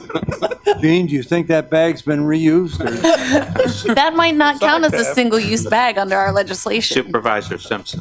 Thank you, Mr. Chairman. I'm not opposed to encouraging and educating the public and trying to take steps to change a culture. But you know what? You can name a lot of things you can find in those woods. Beer cans, cigarette butts, diapers. You can find anything. Refrigerators, microwaves. I'd be a little fearful of what we asked New York State to do. There's a task force. You don't find any of those things in a lot of the forest areas that are untraveled by man, except for plastic bags. If they can get there easily, they'll leave whatever they took in there. One at a time, gentlemen. One at a time. Please speak through the chair. Please speak through the chair. Supervisor Simpson, you're not complete. I just wanted to say I'll invite Jeff. We'll go for a little walk in feral wilderness, and I can show you some things. Supervisor McDonald. Thank you, Mr. Chairman. I'm going to share with you guys a little bit what I did this past weekend. Went out in the lake about 5:30. Went fishing lake trout. Caught my first one ever. Saw a Price Chopper plastic bag floating in the lake. That wasn't the only piece I saw either. I live down by the feeder canal. There's a few Fifth Ward residents here. I'm sure they can attest to seeing some plastic bags buried down deep. It's an issue. I understand that some people don't want to inconvenience people with changing their habits. I get that. We should leave it up to people to make those decisions. I understand that dilemma there, but that doesn't negate the issue here. That doesn't negate the problem. It doesn't make it go away. It's a change of habit. That's all it is. I did a little bit of research on this.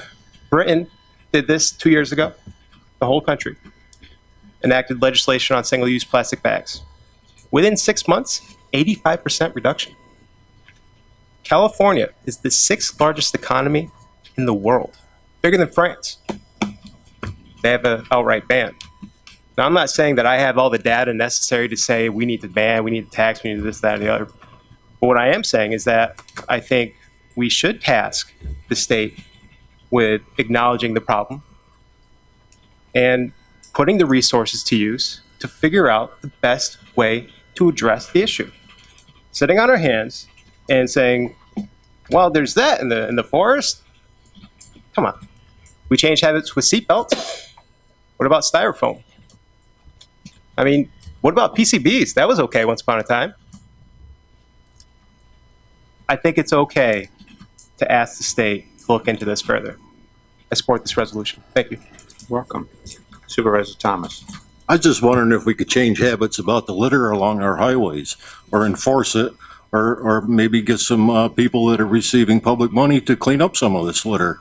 I mean, I see this year after year, and you get groups to go out and volunteer, and we adopt the side of the road, and we pick up all this garbage, and it's not 2 weeks later, and there's garbage alongside the road. So we can't even teach our people to not be pigs and throw stuff on the side of the road. And now we want to ban plastic bags. I just, somehow it just doesn't work for me, you know. Let's ban litter on the side of the road. Supervisor Sokol. Thank you, Mr. Chairman. I serve on the Legislative Rules Committee, and it was just brought forth a few weeks ago. I did read about it before in the paper, but here we are now, a few weeks later, trying to form a resolution on this. In my life, I've had a grocery store. I have a restaurant now. We use them a lot, and I still use them a lot. I use them for my head, so my hair doesn't get wet when it's raining. Very important to keep this well manicured hairdo. But I guess I view. It's got good hearing. I'm not saying that we shouldn't do something, and yes, it is a problem. But we, like Supervisor Thomas just said, we have many problems. This one, I think, is just getting pushed through, and that's one of the things that I did not like in the meeting, is that we were pushing this through. And I think this is a subject that probably the state needs a little more influence than the county does. So I'm voting no, and as I did it when we tabled it, table it. I think it needs some more substance. I think it needs some more teeth to it, and I would like to see it sent back to legislative. Thank you. Doug, I'm sorry, Supervisor McDevitt, I apologize. I think Claudia embarked upon this journey 3 months ago. It wasn't 2 weeks ago. Okay, I think we've had a reasonable dialogue. What are we actually asking here for? We're sending a letter for our state senator to basically kind of get engaged in this issue. We're not passing a local law here. We're not infringing on anybody's rights. We're asking Senator Little to support our effort. And we're not suggesting a fee. We're just basically asking for some consideration in terms of the banning of plastic bags. Now, probably the best example of a highly profitable grocery store chain, a global grocery store chain, is Aldi's on Quaker Road. They don't give you plastic bags. Probably the best value in the grocery store industry today.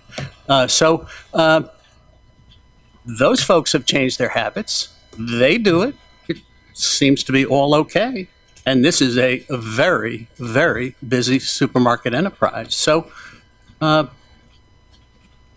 don't mind taking a chance and erring for a better and a cleaner environment. So I'll take that chance. This is a letter. My goodness, we're not asking for a law to be provided today. Supervisor Sieber. Thank you, Mr. Chairman. I think when Claudia brought this up, she had the best intentions. And I think, frankly, Claudia, this topic has gotten more attention than most of our topics we talk about, and that's a good thing. Here tonight, we see so many members from our community come out. I think it begs the question, we need more night meetings. People are involved in these issues. But this resolution in front of us, when Dennis isn't busy with the socks, but This resolution in front of us talks about reducing the single-use carry-out bags. It's not specifying whether it's paper or plastic. I am opposed to any fee that would ever be associated with this. Aldi's does charge a fee if you want to use a plastic bag. But I think as a community, we should challenge our community to be responsible, to think about single-use plastic or single-use bags, to use the reusable ones, the cloth ones. But we didn't just talk about it here. A group of us go to Intercounty every month. We talked about it there. We said to NISAC, what's going on with this? We recognize this has a task force. They didn't really have a whole lot going on with it other than we're happy to hear your comments. I don't know if the state's ever going to ask us what we think about this in Warren County, but I know I'm not comfortable at this point in sending a letter in to tell them what we think about it before they're even at a point where they're asking for any type of input. I think tonight we've heard from wonderful people on both sides of the issue, but frankly, this resolution to me isn't specific enough, and I worry about a fee being attached to this by the state. That's one of my main concerns, is adding another tax. So, and let's not forget that the lotto is all supposed to go to fund our education. So I don't know where the bag fine's going to go, but I'm sure it's not to education. But I'm voting no. Very good. Any Supervisor Dickinson? Well, I think that's part of the point here. We want to send this letter to our legislators and let them know we're concerned about it. That's the whole point. And have them look into them thoroughly and decide what they want to do. The whole point of the resolution. Supervisor Bramer, I think I saw your hand. Okay, thank you, Chairman.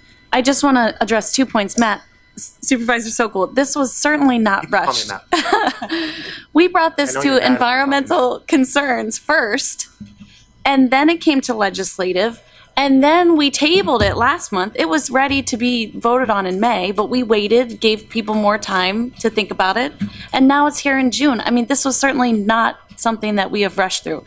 And Supervisor Sieber, to your point about it not being specific, you were the one who requested some of that language be taken out and that it be more generic. We're not trying to delve into the weeds with this. That's what the state task force, that's their whole job. I mean, we may do some of that ourselves, but the point of this letter was to make them aware of our concerns. We're not telling them a specific thing to do. That's why it's a general resolution per your request. And also the letter is generic. Can I just quickly respond? You're welcome. Just a moment, Supervisor Sieber, Supervisor Sokol. No problem. Thank you, Mr. Chair. I guess that's, my question is the purpose of this letter. I mean, ultimately, what are the people that are in favor of this, and anybody can speak up, but what do you ultimately want to see? You ultimately want to see this banned, correct? So we are sending this letter in hopes that the state does something and potentially bans plastic bags. So that's why I'm saying the purpose of this letter, you may see it being insignificant, but it does have a purpose. Supervisor Sieber. Thank you, Mr. Chairman. Just in response, very briefly, I didn't realize until tonight, listening to some members of the audience, I'm so glad everybody came and talked tonight, but I didn't realize that it was also a proposal to ban paper. And I'm a big fan of paper. I remember when we used that on our book covers, and when back it became don't cut down the trees and go to plastic. So this resolution says the use of single-use carry-out bags by retailers. It does not specify plastic or paper. And I agree, I wanted it more generic. I didn't want the fee language in there, but I'm just pointing out that it's not specific on plastic or paper. That was my only point to that. And again, I really love this effort and passion and discussion on it. Supervisor Beatty. Yeah, I think everybody's making valid points. What I get concerned about is we pick and choose environmental issues. A lot of people on this board could care less about the moral fen out at the airport. They could care less about it. Yeah, we got 10% of the world's moral fen. So what? Destroy it, get rid of it. We need another 1,000 feet of runway. So I find it rather disingenuous when I hear some people, one side of the environmental issue, they're all for this, and then the other side, I'm against that. So that's one concern I have. Another concern is, I agree with Mr. Sokol. This letter is more than just a letter. We're basically giving our endorsement to the state to go to the next step, which is banning the single-use plastic bags. And I got a problem with that. I'm all for the environment, but I got a problem with overregulation. I got a problem with the state mandating tons of things that we all scream about every day, but some things we don't scream about. And so I think this is a wrong step at this time. I don't think we vetted it nearly enough. Tonight was just a perfect example. We had 15 people speak. I bet if we had an actual public session and encouraged that 2-3 months from now, I bet we'd get a much larger group. And I want to hear more people from the county speak out on this. So in my opinion, we're rushing this a little bit. And so I'll be voting no tonight. Thank you. Mr. Beatty, I should say to the supervisors, there has been no roll call called for a 252. As such, it will be Mr. McDonald. Can we make that 252 a roll call? That's an idea, Matt. Thank you. Is there a second on the roll call, Ms. Sieber? All those, that's fine. It's a roll call. We don't need a second. Just a roll call. Thank you, Mr. McDonald. All right, so we now have a roll call on 252. I'm almost hesitate saying this. Is there any further discussion, Mr. McDonald? Just one little last bit here. I led off my initial statement with my experience on the lake, my first experience on the lake for this season, and what I had to witness. Try to fish out unsuccessfully. We spent a lot of money on invasives because of the economic impact that it has. I don't see why we're not taking this into consideration, considering that lake is our economic lifeline. That's just another reason. Right. I'll call the discussion closed on this resolution. Discussion on other resolutions. Can I have a roll call on 255, please? Roll call on 255. Absolutely.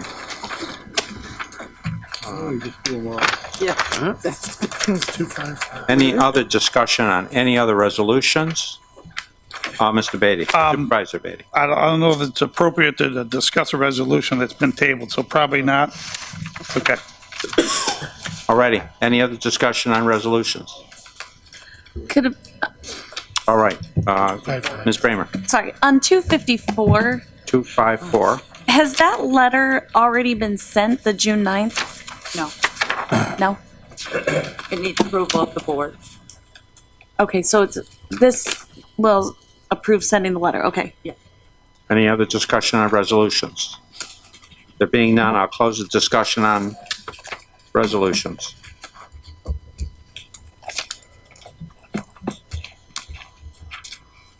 Alrighty.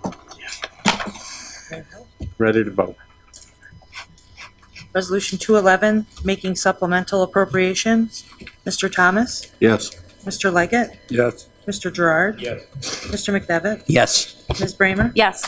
Mr. Brock? Yes. Mr. McDonald? Yes. Mrs. Frazier? Yes. Mr. Simpson? Yes. Mr. Dickinson? Yes. Mr. Merlino? Yes. Mr. Stroud? Yes. Ms. Sieber, Yes. Mr. Beatty? Yes. Mr. Sokol? Yes. Chairman Conover? Yes. Resolution 212, amending Warren County budget for 2017. Mr. Thomas? Yes. Mr. Leggett? Yes. Mr. Gerard? Yes. Mr. McDevitt? Yes. Ms. Bramer? Yes. Mr. Brock? Yes. Mr. McDonald? Yes. Mrs. Frazier? Yes. Mr. Simpson? Yes. Mr. Dickinson? Yes. Mr. Merlino? Yes. Mr. Stroud? Yes. Ms. Sieber, Yes. Mr. Beatty? Yes. Mr. Sokol? Yes. Chairman Conover? Yes. Resolution 235, amending table of organization and Warren County salary and compensation plan. Mr. Thomas? That wasn't there a roll call called for on 225? Or did I get that wrong? I don't see one, I don't have one for 225. No. I just want to check with the supervisors. There was no roll call asked for on 225? No, 255. Oh, 255. My mistake. Very good. Go ahead. All right. This is 235, amending table of organization. Mr. Thomas? Yes. Mr. Leggett? Yes. Mr. Gerard? Yes. Mr. McDevitt? Yes. Ms. Bramer? Yes. Mr. Brock? Yes. Mr. McDonald? Yes. Mrs. Frazier? Yes. Mr. Simpson? Yes. Mr. Dickinson? Yes. Mr. Merlino? Yes. Mr. Stroud? Yes. Ms. Sieber, Yes. Mr. Beatty? Yes. Mr. Sokol? Yes. Chairman Conover? Yes. Resolution 239, approving collective bargaining agreement between SUNY Adirondack and the Faculty Association, Adirondack Community College. Mr. Thomas? Yes. Mr. Leggett? Yes. Mr. Gerard? Yes. Mr. McDevitt? Yes. Ms. Bramer? Yes. Mr. Brock? Yes. Mr. McDonald? Yes. Mrs. Frazier? Yes. Mr. Simpson? Yes. Mr. Dickinson? Yes. Mr. Merlino? Yes. Mr. Stroud? Recuse. Ms. Seaver? Yes. Mr. Beatty? Yes. Mr. Sokol? Yes. Chairman Conover? Yes. Resolution 243, increasing capital project H292 First Wilderness Heritage Corridor. Mr. Thomas? Yes. Mr. Leggett? Yes. Mr. Gerard? Yes. Mr. McDevitt? Yes. Ms. Bramer? Yes. Mr. Brock? Yes. Mr. McDonald? Yes. Mrs. Frazier? Yes. Mr. Simpson? Yes. Mr. Dickinson? Yes. Mr. Merlino? Yes. Mr. Stroud? Yes. Ms. Seaver? Yes. Mr. Beatty? Yes. Mr. Sokol? Yes. Chairman Conover? Yes. Resolution 244, authorizing appropriation of funds from the occupancy tax reserve to the tourism budget. Mr. Thomas? Yes. Mr. Leggett? Yes. Mr. Gerard? Yes. Mr. McDevitt? Yes. Ms. Bramer? Yes. Mr. Brock? Yes. Mr. McDonald? Yes. Mrs. Frazier? Yes. Mr. Simpson? Yes. Mr. Dickinson? Yes. Mr. Merlino? Yes. Mr. Stroud? Yes. Ms. Seaver? Yes. Mr. Beatty? Yes. Mr. Sokol? Yes. Chairman Conover? Yes. Resolution 246, establishing road fund project numbers for additional road paving projects. Mr. Thomas? Yes. Mr. Leggett? Yes. Mr. Gerard? Yes. Mr. McDevitt? Yes. Ms. Bramer? Yes. Mr. Brock? Yes. Mr. McDonald? Yes. Mrs. Frazier? Yes. Mr. Simpson? Yes. Mr. Dickinson? Yes. Mr. Merlino? Yes. Mr. Stroud? Yes. Ms. Seaver? Yes. Mr. Beatty? Yes. Mr. Sokol? Yes. Chairman Conover? Yes. Resolution 247, authorizing appropriation of funds from the general fund unappropriated surplus to transfers capital projects. Mr. Thomas? Yes. Mr. Leggett? Yes. Mr. Gerard? Yes. Mr. McDevitt? Yes. Ms. Bramer? Yes. Mr. Brock? Yes. Mr. McDonald? Yes. Mrs. Frazier? Yes. Mr. Simpson? Yes. Mr. Dickinson? Yes. Mr. Merlino? Yes. Mr. Stroud? Yes. Ms. Seaver? Yes. Mr. Beatty? Yes. Mr. Sokol? Yes. Chairman Conover? Yes. Resolution 248, authorizing county treasurer to transfer funds from computer reserve fund. Mr. Thomas? Yes. Mr. Leggett? Yes. Mr. Gerard? Yes. Mr. McDevitt? Yes. Ms. Bramer? Yes. Mr. Brock? Yes. Mr. McDonald? Yes. Mrs. Frazier? Yes. Mr. Simpson? Yes. Mr. Dickinson? Yes. Mr. Merlino? Yes. Mr. Stroud? Yes. Ms. Seaver? Yes. Mr. Beatty? Yes. Mr. Sokol? Yes. Chairman Conover? Yes. Resolution 249, authorizing county treasurer to appropriate funds from Stop DWI reserve to departmental budget.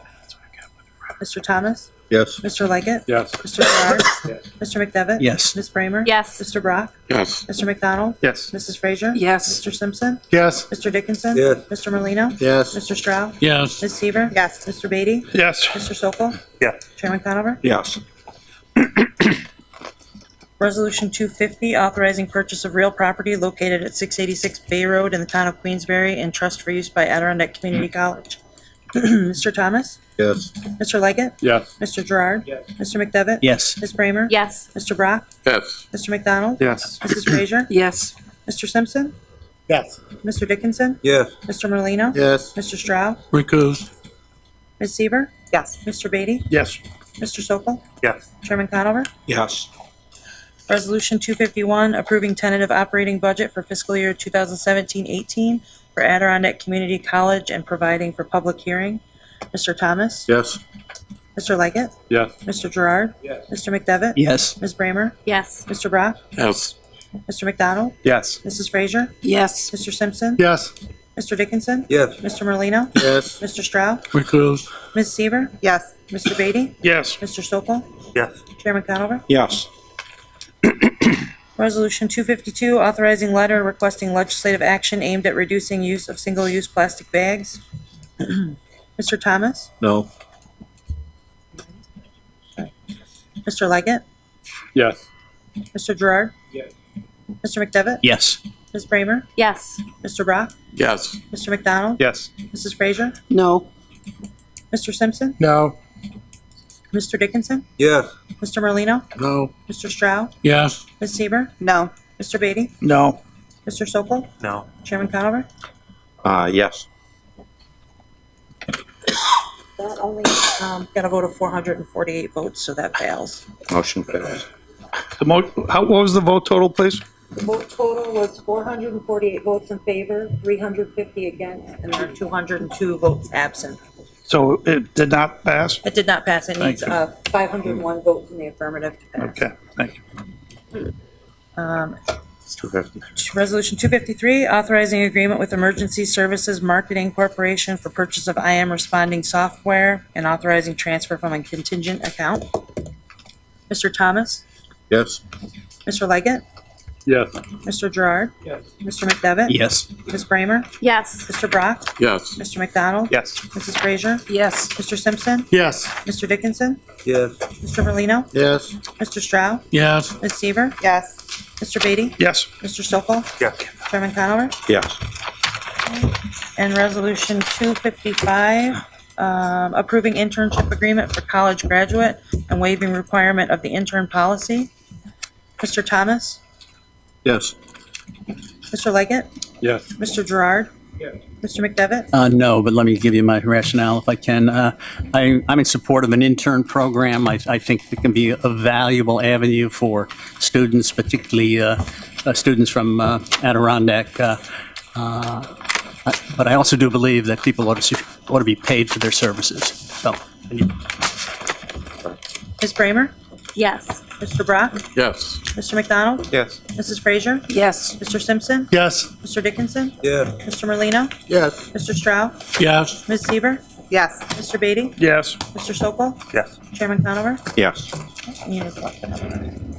Motion on the collective. All in favor? Aye. Opposed? Carried.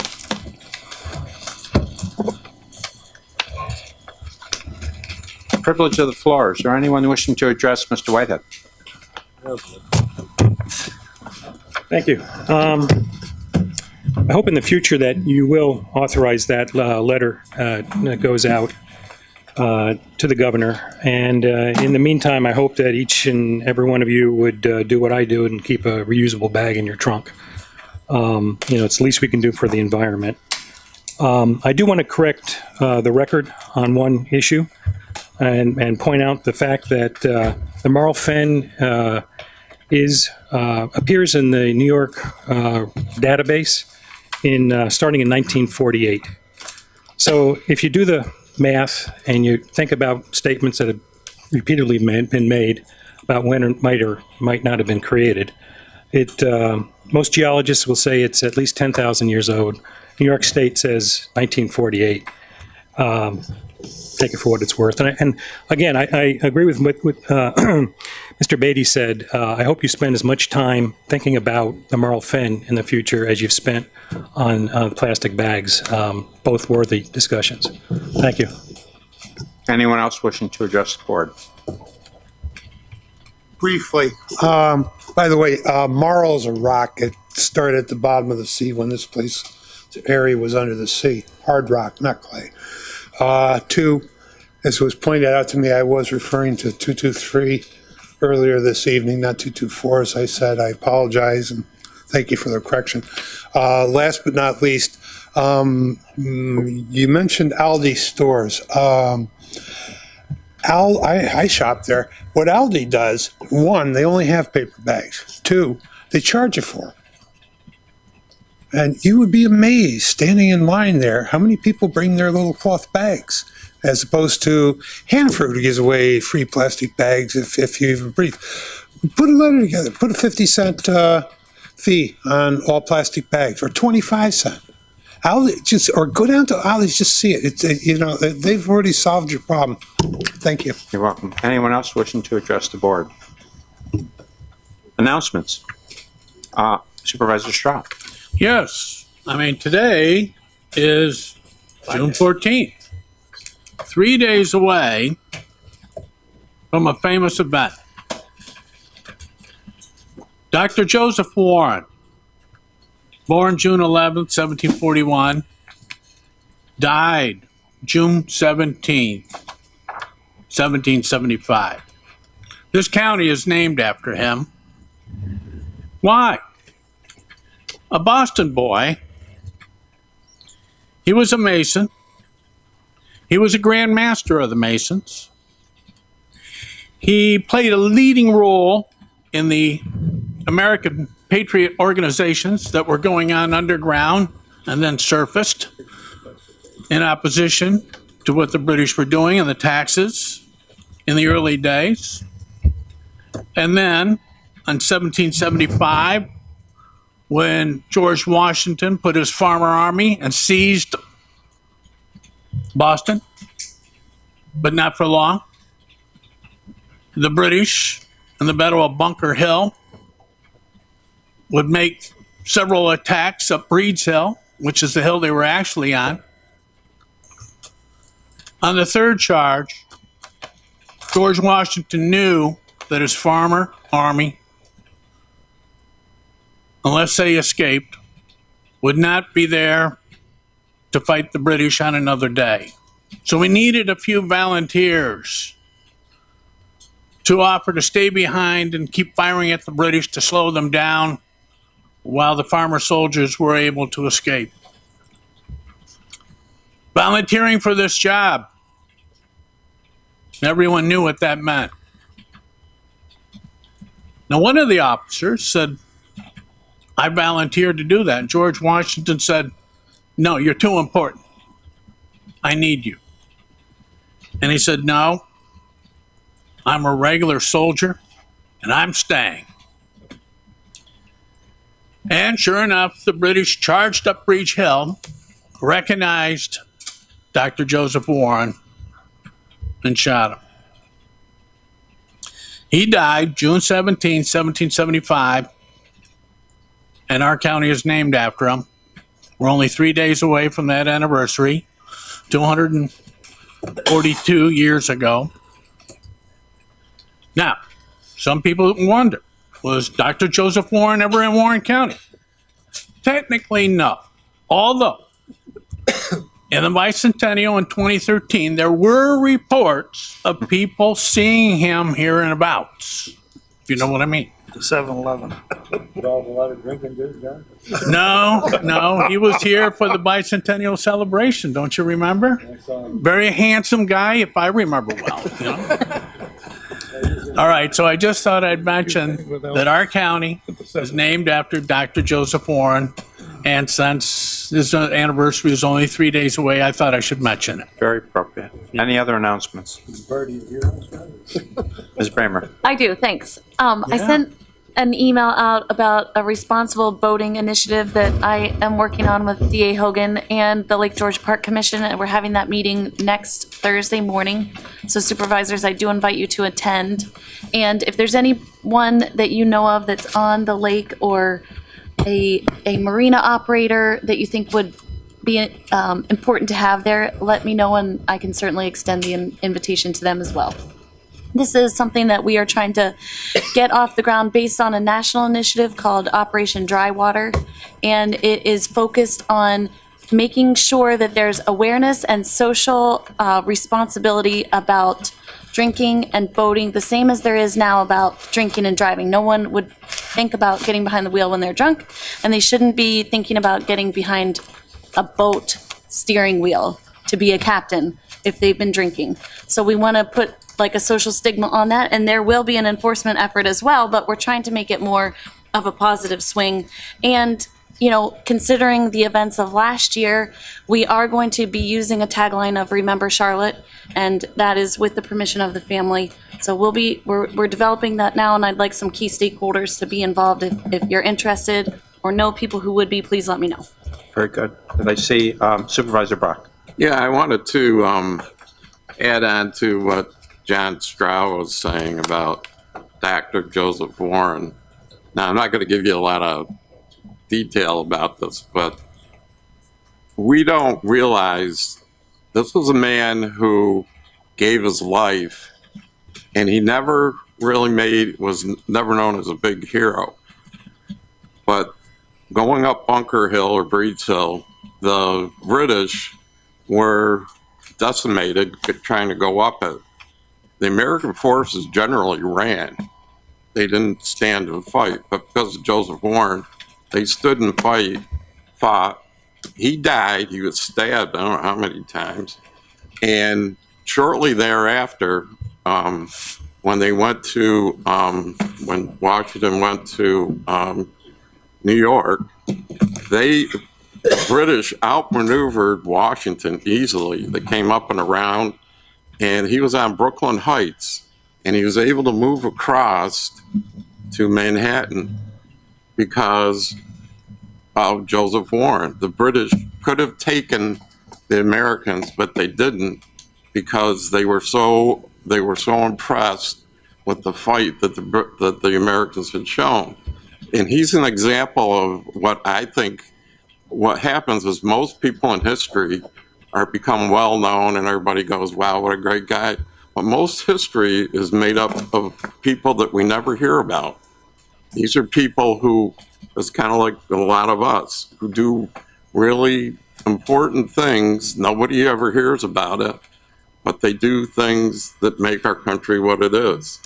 And I think that when we talk about Joseph Warren, and there are other people like him in history that have shown tremendous intelligence. I mean, he really made Boston the beehive of revolutionary activity.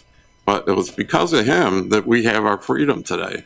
And it's important that people understand it. It's these people like him that we should really emulate and not try to be George Washington, some of the big people.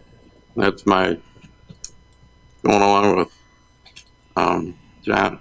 Supervisor McDonald. Thank you, Mr. Chairman. I almost don't want to say anything because that's a great note to end on. But I just wanted to thank all the supervisors. I want to thank everybody here. Quite a turnout, and I think a lot of it had to do with the fact that we were holding it during the evening.